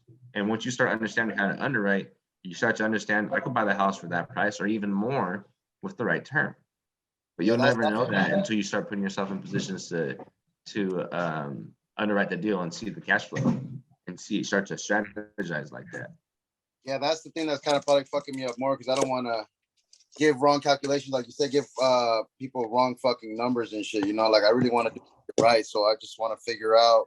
There's no way to do it. When you do it that way, it makes no sense. You might undersell yourself. And that's the thing. Everybody overanalyzes, and it's really. And I don't know because I never do that shit. You guys always hear exactly. I say the same fucking shit on all my calls. I never do the pull calculators. You never hear me start spitting out random numbers. It's just really, I get them to understand it. So it's really easy. And another thing is, if you guys are all starting to practice creative finance pitches, you guys start practicing like how to say them fluently. So then it comes out nice because in reality, most people are going to be really confused. You'll say in the beginning of the call too. There's a lot of things that you don't need to bring up in at first about, if I were to, miss a payment, all that stuff is irrelevant at the moment. It's about selling the picture to me so I can understand how it works to me. And then you start asking, okay, do you have any questions? I start to ask questions because I actually have concerns as a seller, right? So, and the way that you say it, the way that you were kind of like Anthony at first too. When you guys throw it out there, and it's like, why would you default? Why you start getting the person nervous automatically? You put a wall up. Most people are, boom, I don't want to do that shit. Boom, I don't want to do that because you just put a wall up. And then when I say, why would you say that or whatever? And then, because it's protocol to tell you that at the same time, that's irrelevant to say too, because you just gotta, you're just throwing it out there early, prematurely, right? And also it's because you don't have it practiced well enough. So it's just scrambling when it's coming out. And that's why, what's good for you guys to do is to maybe kind of write down some pitches for yourself and then read them over and over. So when we role play, then you don't feel lost. And that's the way you're going to get better is practicing and practicing. So each time it's easier. I mean, you can continue to practice on the go. That's how I did it, like workshop type of thing on the fly. But behind the scene, you should start writing down some pitches and stuff. Start like memorizing it. So then you have your car story set up. A lot of your times, your guys' car stories is off. It's real off. It's confusing. Guys, you guys ever been to a car dealership before? Yeah, you purchased a car, you financed it, right? You made payments. Yeah, okay. It's very similar to that. Those are two. So there's two stories that I talk about in cars. There's almost three, maybe. You guys confuse them all in one. There's a car about selling a car on seller finance for more. There's a car about it's similar, like it's like cars on payments. And then I bring up the third part is like I'll bring up the car about, hey, the bank, Wells Fargo finances you the car. So that's the third story. Sometimes you guys will take story 1 and 2 and put them together, and I'm like, oh shit, I caught that because there's a couple of ways. So that's why you guys want to write down your car stories if you guys are gonna use the car stories. One car story is the hey, I bought it, I put it on for payments, right? You sold it for more over to somebody, to a family member on payments. That's one of them. One is kind of like when you bought your car, you bought it on payments, right? That's another one, a simple one like that, right? And then the third one is when you're trying to sell it. It's kind of like Wells Fargo. Pretend you're Wells Fargo, right? And then I tell the story about the cars. Have you ever financed a car before when you're making payments? Yeah. So you put your name on title, right? So you're painting the picture for them. You're paying you're putting your name on title, right? Yeah. So you own the car, right? Yeah. But if you miss payments to Wells Fargo, would they take the car from you? Yeah. So you're Wells Fargo. This is your house. It's not a car. I put my name on title. I own it. I'm responsible. Just like when you're responsible to your car tires, your oil change. Wells Fargo's not. Your car crash. It's Wells Fargo's not liable for that. Right here, it's the same thing. I buy it, and you just go over the same exact thing. It's very simple with the car story. But if you don't understand all three of them, and you guys are thinking it's one, you guys have a misconception of it. It sounds a little bit off. Just want to make sure you guys got it right.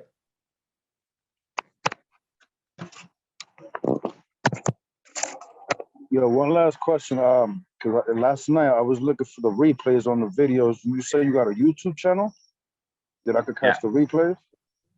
Yep. Is the same thing called Carlos Ruiz? I just type in. I'll send it to you right now. Just shoot me a text and I'll send it over.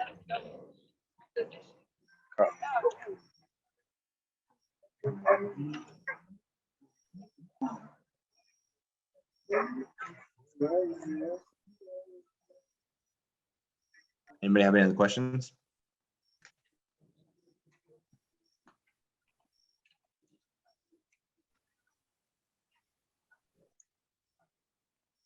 No questions.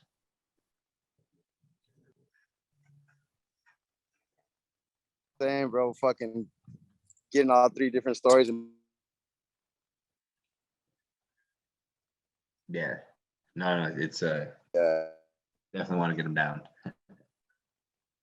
You guys want to do another role play, or do we do some calls?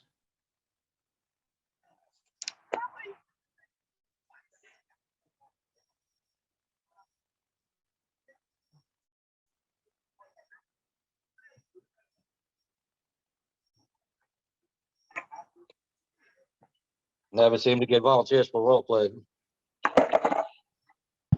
Down to be a buyer for a role play. Ready? Let's do it. So was that Eric? Yeah.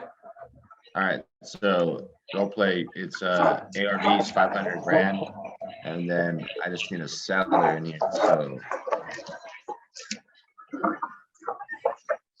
yo, Jesus, you want to be a seller? Yeah, I can hop on, be a seller. All right, cool, bro. Thank you so much. So hey, yo, Sal, put yourself on mute, please, and then Eric, when you're ready, you guys just use your guys' original name. ARV's 500 grand, and then Jesus is his own story he's gonna create if he wants to sell it for more or less. Sounds good. Ring, ring, ring.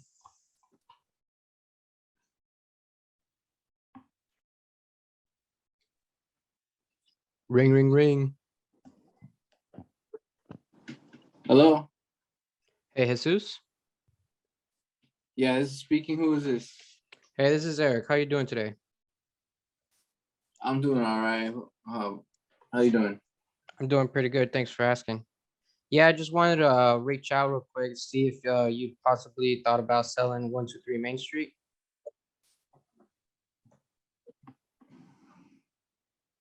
What was that? You said 123 Main Street?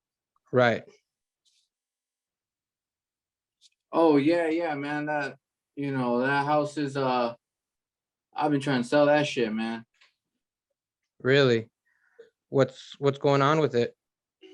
Yeah, man. And I just, I'm not trying to take care of that shit. Man, I'm getting to that age, and I'm not trying to be no damn landlord, man. This is my brother. Right? So we were trying to figure out the title because the property I got, we inherited the property from my mom, and my damn sister, she inherited the property as well, but my mama, she split the property between me and my brother, and my sister got her own property. Okay. So So I just want to get rid of it, man. I don't want to deal with this shit no more. God, it sounds like it's been a big headache for you. You mentioned your brothers is also getting the same property. Are you guys both splitting?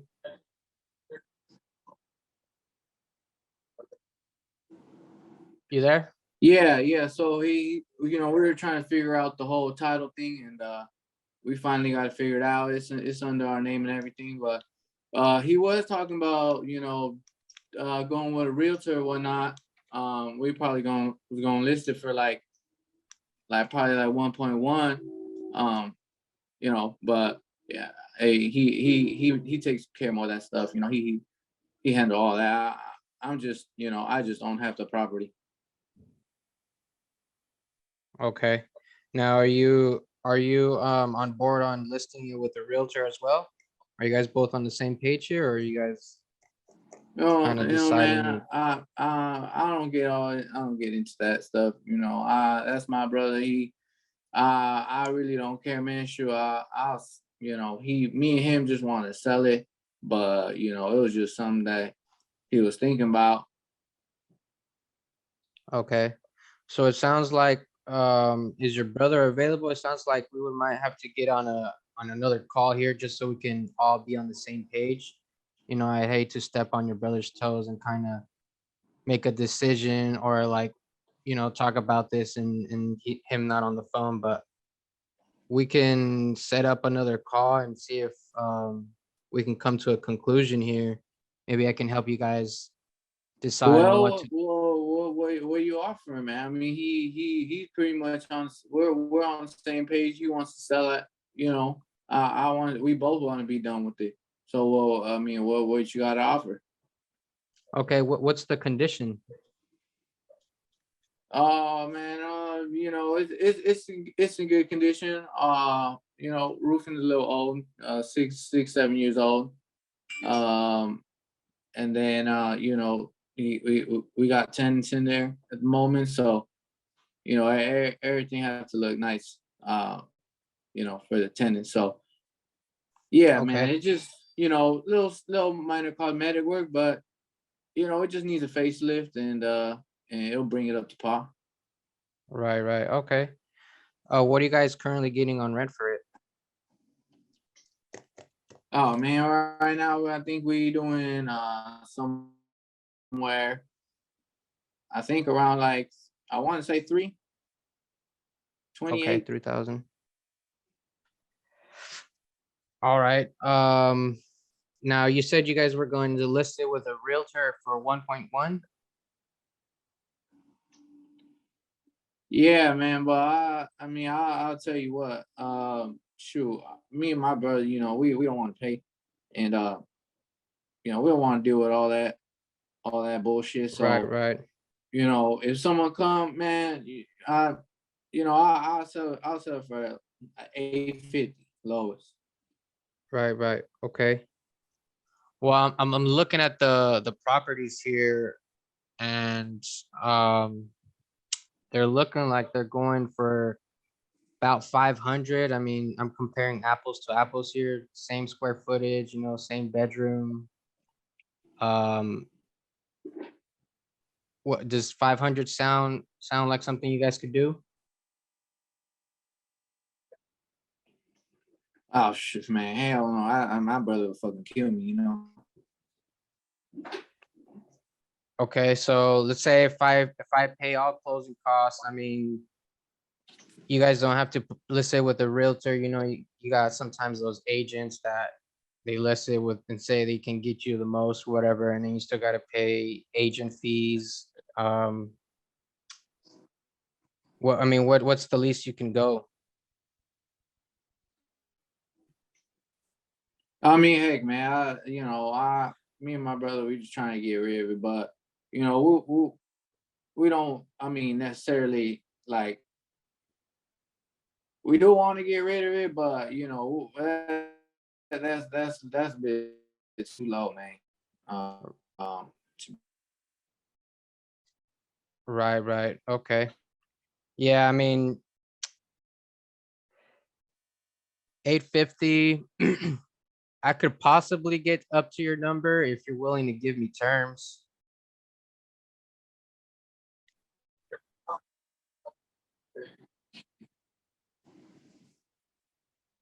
Does that sound like something you would be interested in? what you mean?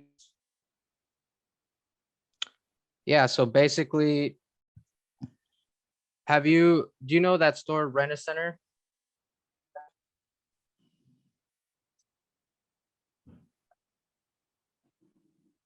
Uh-huh.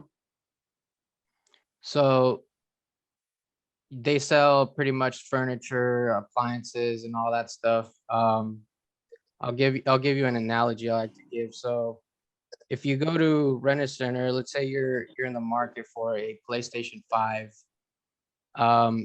If you go to Walmart, you'll see that they're selling it for retail 500, right?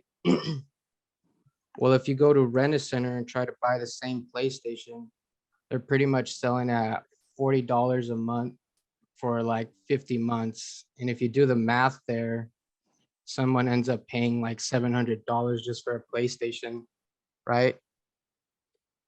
So Okay. what I can do here is pretty much give you payments, and this is how I mean, I typically don't like to pay over asking or for over what, you know, what I see the property could sell for.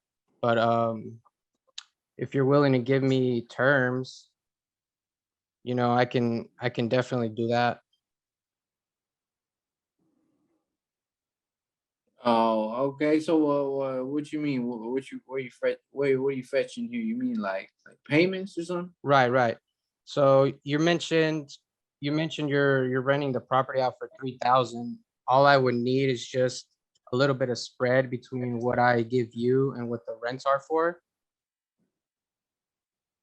Does that make Okay. sense? Yeah, it makes sense. Yeah, so if you want to talk it over with your brother and kind of go over what you guys think a good, you know, monthly payment to you guys could be, and then we can revise this and see what we can work with. Okay. So, okay, man. I'm not too sure. I'm a little bit confused, to be honest with you. Right. Okay. What are you confused on? So you just gonna buy my house in payments? Right. Is there still a Okay. mortgage? Is there still a mortgage in place? No, man. My mama, we inherited this property, and my mama took care of it, so she paid it all off. Okay. So basically, so you're asking, well, 850, right? So basically, I would be giving you that, you would be financing me that 850 over time, and I'd be paying you a monthly payment on that 850, right? Since there's no mortgage. Does that make sense? Okay, right. Am I gonna get any money at closing? Well, what are you looking to get? So, man, I don't know. Probably have to split between me and my brother. I'll say at least 100. 100,000? Yes, sir. Okay.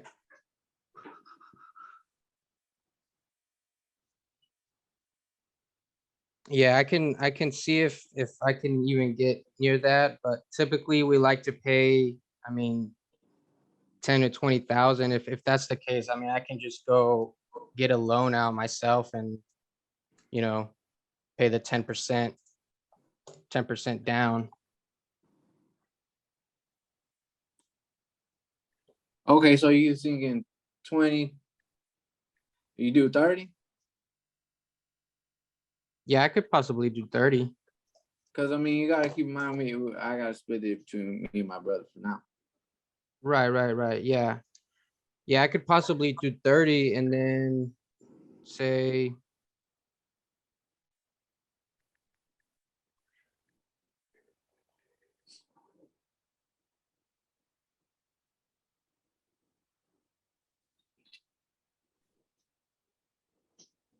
give me 1 second here.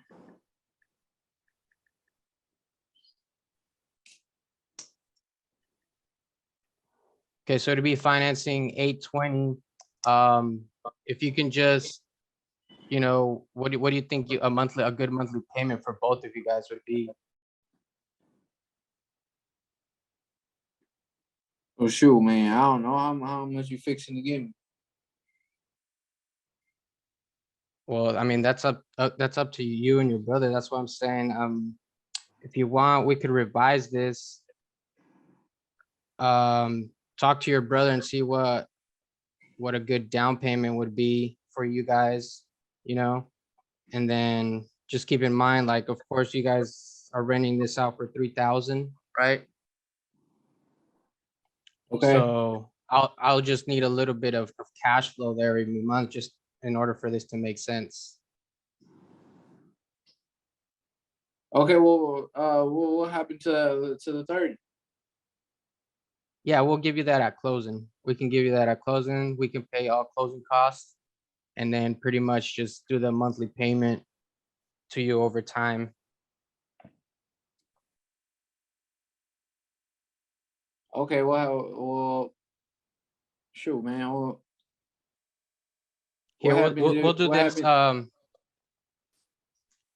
What was that? Go ahead. No, I was gonna say, what happens if you stop paying, man? Yeah, so basically, I love this question. So I tell everybody if, let's say, because this is a good question, right? I mean, why would you let me take over or give you payments over time? So let's say I get abducted by aliens and I'm no longer here to make the payments. What happens, right? What we do is at title, we file what's called a performance deed.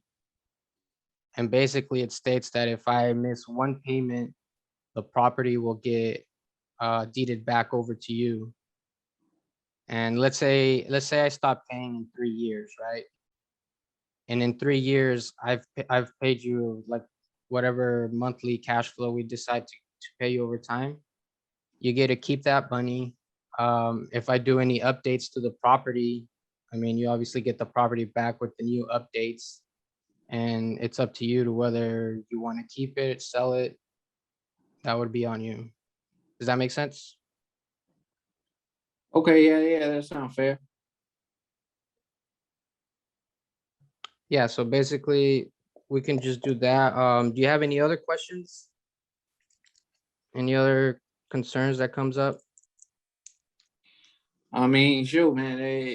I don't have any questions right now. I'm just trying to wrap my head around it, and I mean, obviously, I'm gonna have to talk it over with my brother first. Right, yeah. So what we can do is just get on another call, go back to your brother, decide on, what kind of a payment every month would be good for you guys. And then if you can think about the best questions that, that comes to your head, we can go over them on the next call. How's that sound?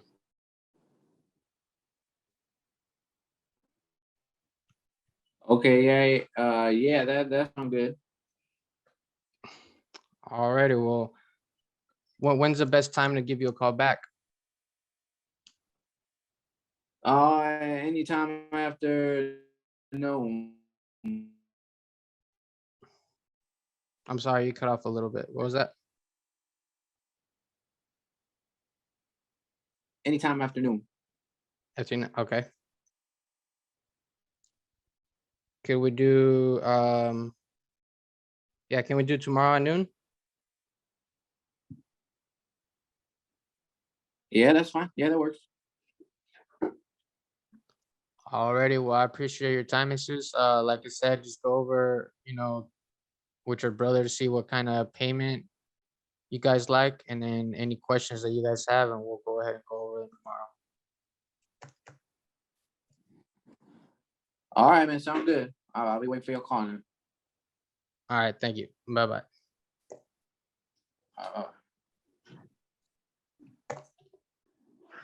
Bang, That was bang, bang. bad. That was bad. I messed up big time on that one. It's all good, bro. Like it's not completely bad. It's actually pretty good. You got through a lot of it. You had stories, you brought stuff up, negotiated like it was fairly good. There's some little things you could have done better, but you got through it. You did pretty good. Good storytelling, good maneuvering through it. You did a good job. Yeah, I got stuck. As soon as he said he wanted that 850. I was like, damn. I should have just said, doesn't sound like I'd be a good fit. Yeah, a lot of times you can say that stuff. Like when it's not a good deal, there's no reason to prolong the conversation Right. either. Unless you got so it's good for you to let them know, like, hey, I can't get anywhere near that. Is there any wiggle room? They might say yeah or no. Let them know where you actually need to be. If there is wiggle room that can kind of work with you, then continue the conversation. If not, rule yourself out cash. And then I was like, asking them to list it. If not listing it, rent it out. And then if not, then I pitch creative. Right. That's just the way that I do it though. But yeah, it was a good job though. Yeah, I think you did really good, Eric. I wasn't being the easiest to comply with either, so I think you handled it very well. No, you good. You good. Yes, sir. Let's see. Gives me things to work on right there. Yeah, it's a little bit of practice. We have Jesus is hosting the Powerhouse Breakfast Club, and it's Monday through Friday now at 6:30 a.m. to 8 a.m. Pacific time. This will be role play. So you guys can write that down if you'd like. So if you guys are trying to get it in the morning, it's on the Pacific time at 6:30 a.m. On Eastern time, that's 9:30 a.m. So you guys are interested in jumping in on some role play in the mornings to get warmed up, you guys can come jump in. Where we get the link for that? It'll be the same link. Oh, okay, got you. Okay. Same link. It'll be all recorded, so then we can always use it for just for resources for ourselves.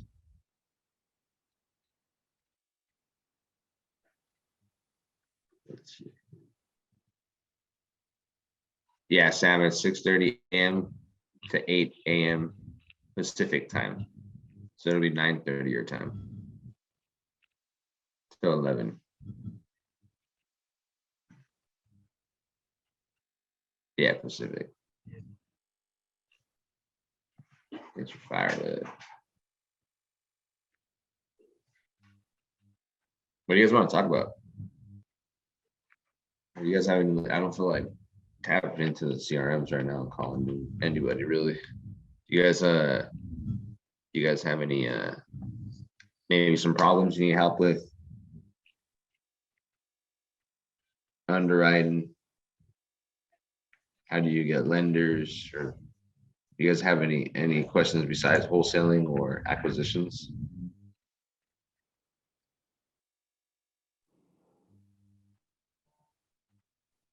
Yeah, Carlos, I got a quick scenario that I ran by this morning. Uh-huh. So I have this property, it's pretty beat up out in Ohio in Cleveland. The guy was asking for 19 G's. But there was it was in condemned status with the city, I guess. So he told me that we pretty much that whoever buys it would have to get permits and stuff. I tried to play with him a little bit as far as like the pricing. You know, I asked him if he would, how close he would be able to get to like 10 or 11, and he kind of said the lowest would be 17 or 16 that he would take. He did mention that, you know, I guess he bought it from another investor, but he's not from Cleveland, Ohio. He's out in Texas, so I guess he's just trying to take it off his hands. But my question to you is, would that be a big issue being in that condemned status, that property? Do you know the ARV on it? I do not. That was another thing, is it was kind of hard to run the comps because there was not many properties that were being sold in that area.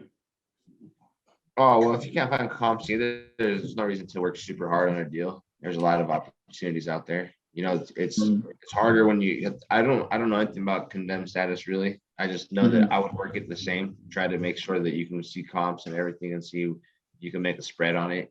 I would work it all the same, and then I would figure out, you know, if there was something additional we needed to get. But if there's not good comps either, and then you're dealing with that, yeah, I don't know. I honestly don't know. It's up to you to continue and try to figure that out. Okay, yeah. Yeah, that'd be like your next step.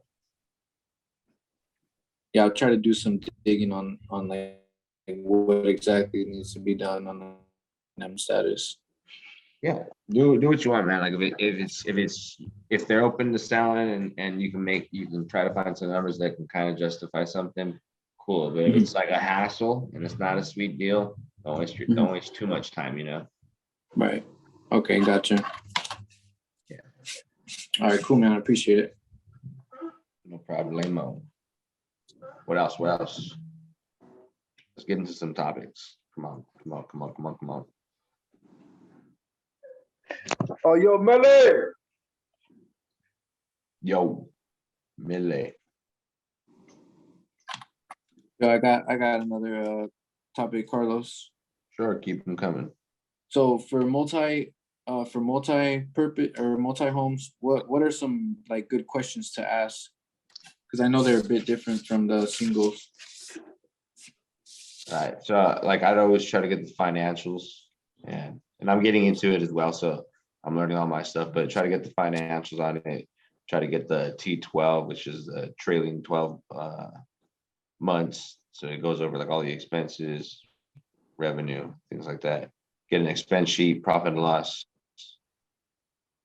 Stan, what else? What else would you ask? Stan in here? Yeah, here. Can you guys hear me? Can you guys hear me? Yeah. Yeah, so typically there's 4 things that you want to ask from the seller. When it comes to the seller, and their mom and pops, you might not get all 4, but you want to ask for the OM, which is a free memorandum, right? You want to get the rent rolls. So you want to see the history of all the renters that's in the property, because you want to see who's on month-to-month versus who's on year leases. If there's any special assessment with the tenant, if they're doing any type of like, what do you call that? Section 8 or special government programs that they're assisted with.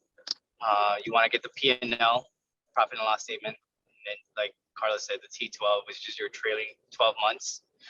Typically, you want to get as current as possible. We just finished August, so more than likely, property management companies on bigger properties, they won't get that completed.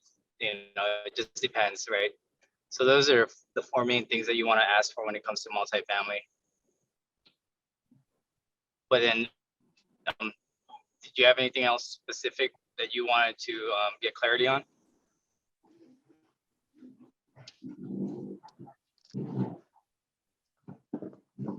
No? You said that the P&L was the profit and what statement? Yeah, profit and loss. That's what P&L stands for. Profit and loss is just basically going over the property's income and expenses, because that's what we were going to need to underwrite the property, so you can assess what the property is worth, and then you can kind of base it off of what you should offer, based on what they're generating in income, and then what their occupancy rate is, right? And you can kind of use that to dictate a better price versus what they're advertising on, because a lot of the times, a lot of these brokers will fluff the numbers, and you can see based on their profit and loss statements if there's a big like discrepancy on certain things, because you want to look at what the profit and loss statements and see what your expense ratio is. And if you can lower your expenses, increase your NOI, which is your net operating income, that'll give you increased value of what you can sell your property for. Okay.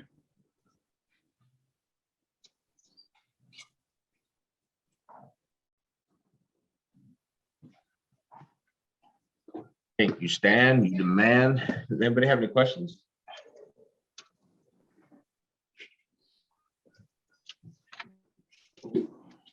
No, I'm not doing live calls today. So we'll do a couple more questions if you guys like. If not, I got a book to get to.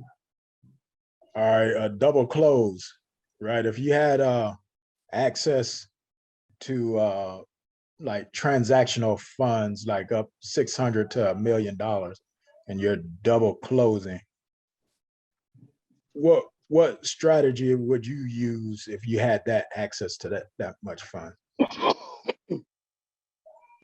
Well, depends on what the original strategy was, right? Like if you're trying to wholesale it. Yeah. Like really double closing is if you're gonna wholesale it, really. Like I wouldn't want to double close if I was gonna buy it for like on creative financing, So I'm not sure what else. I think there's other transactional funding isn't just for double closing. The transactional funding can be, for other parts of the transaction as well. But I think that double closing would work best in scenarios where you're trying to wholesale it. I'm not sure. Would there be another reason why you would double close on a property, Stan? No, you're literally just doing that to just basically screen what you want to show the seller, because remember, when you're doing a HUD statement at the end, the escrow and title company is going to show you exactly what the breakdown is, right? And you're basically hiding what you're making from the next end buyer. Because if you're double closing, you're basically saying like, hey, I'm marking this property up. Some sellers don't like the fact that you're making money off of the property that you're selling, right? Because that's just how certain personalities are. So you're basically just screening that. But you got to keep in mind, when you double close, it's obviously a higher closing percentage. So if you're taking consideration 1.5 points for your purchase price on the closing costs, you got to double it to 3%. So if you're going to take that into account for underwriting purposes, that's what you just gotta. That's a good like cushion or spread to have. But there's no other strategies that I can think of that you would double close on, and it's not really necessary unless you know for a fact that you're charging a lot on the wholesale side.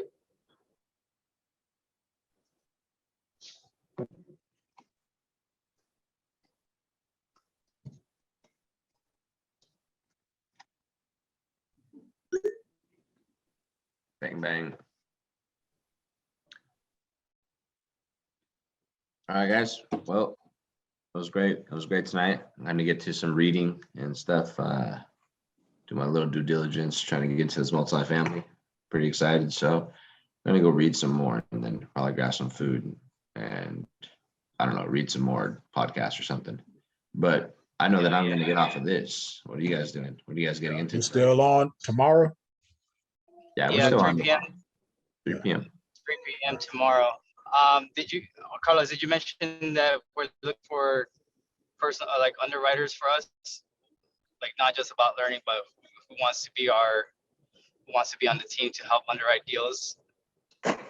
No, but you can ask him. Ask him. Okay. Yeah, so Carlos and I, we're going to be focusing heavily on acquiring multifamily units.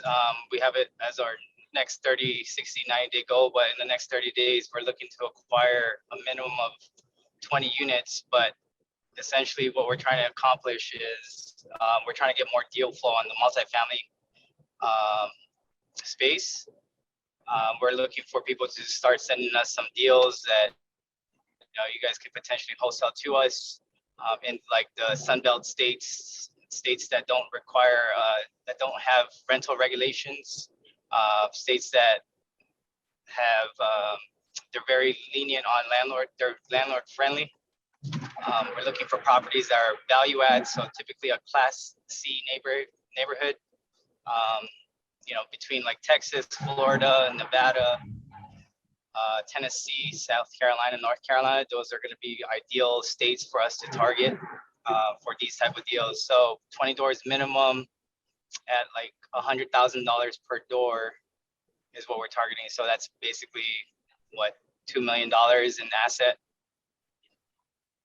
So if you guys have deals that you want us to analyze, underwrite, we're looking for underwriters to help us and be on board with us as well to be part of the team. But we went tomorrow at 3 p.m. PST every Friday. I'm going to be doing the basic underwriting so you guys can understand how we analyze deals to show what's a good deal versus a bad deal and what makes sense for us to evaluate and not, spend a lot of time on.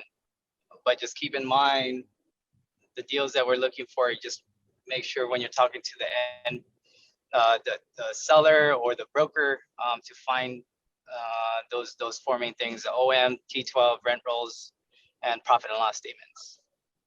You'll probably get two of four at most, but they'll typically ask you for proof of funds or some type of buyer profile. If they do, then just let me know, and then I can get on the call with the brokers. It's not that hard, but yeah, my number is right here in the Zoom chat. If you guys want to save it, shoot me a text.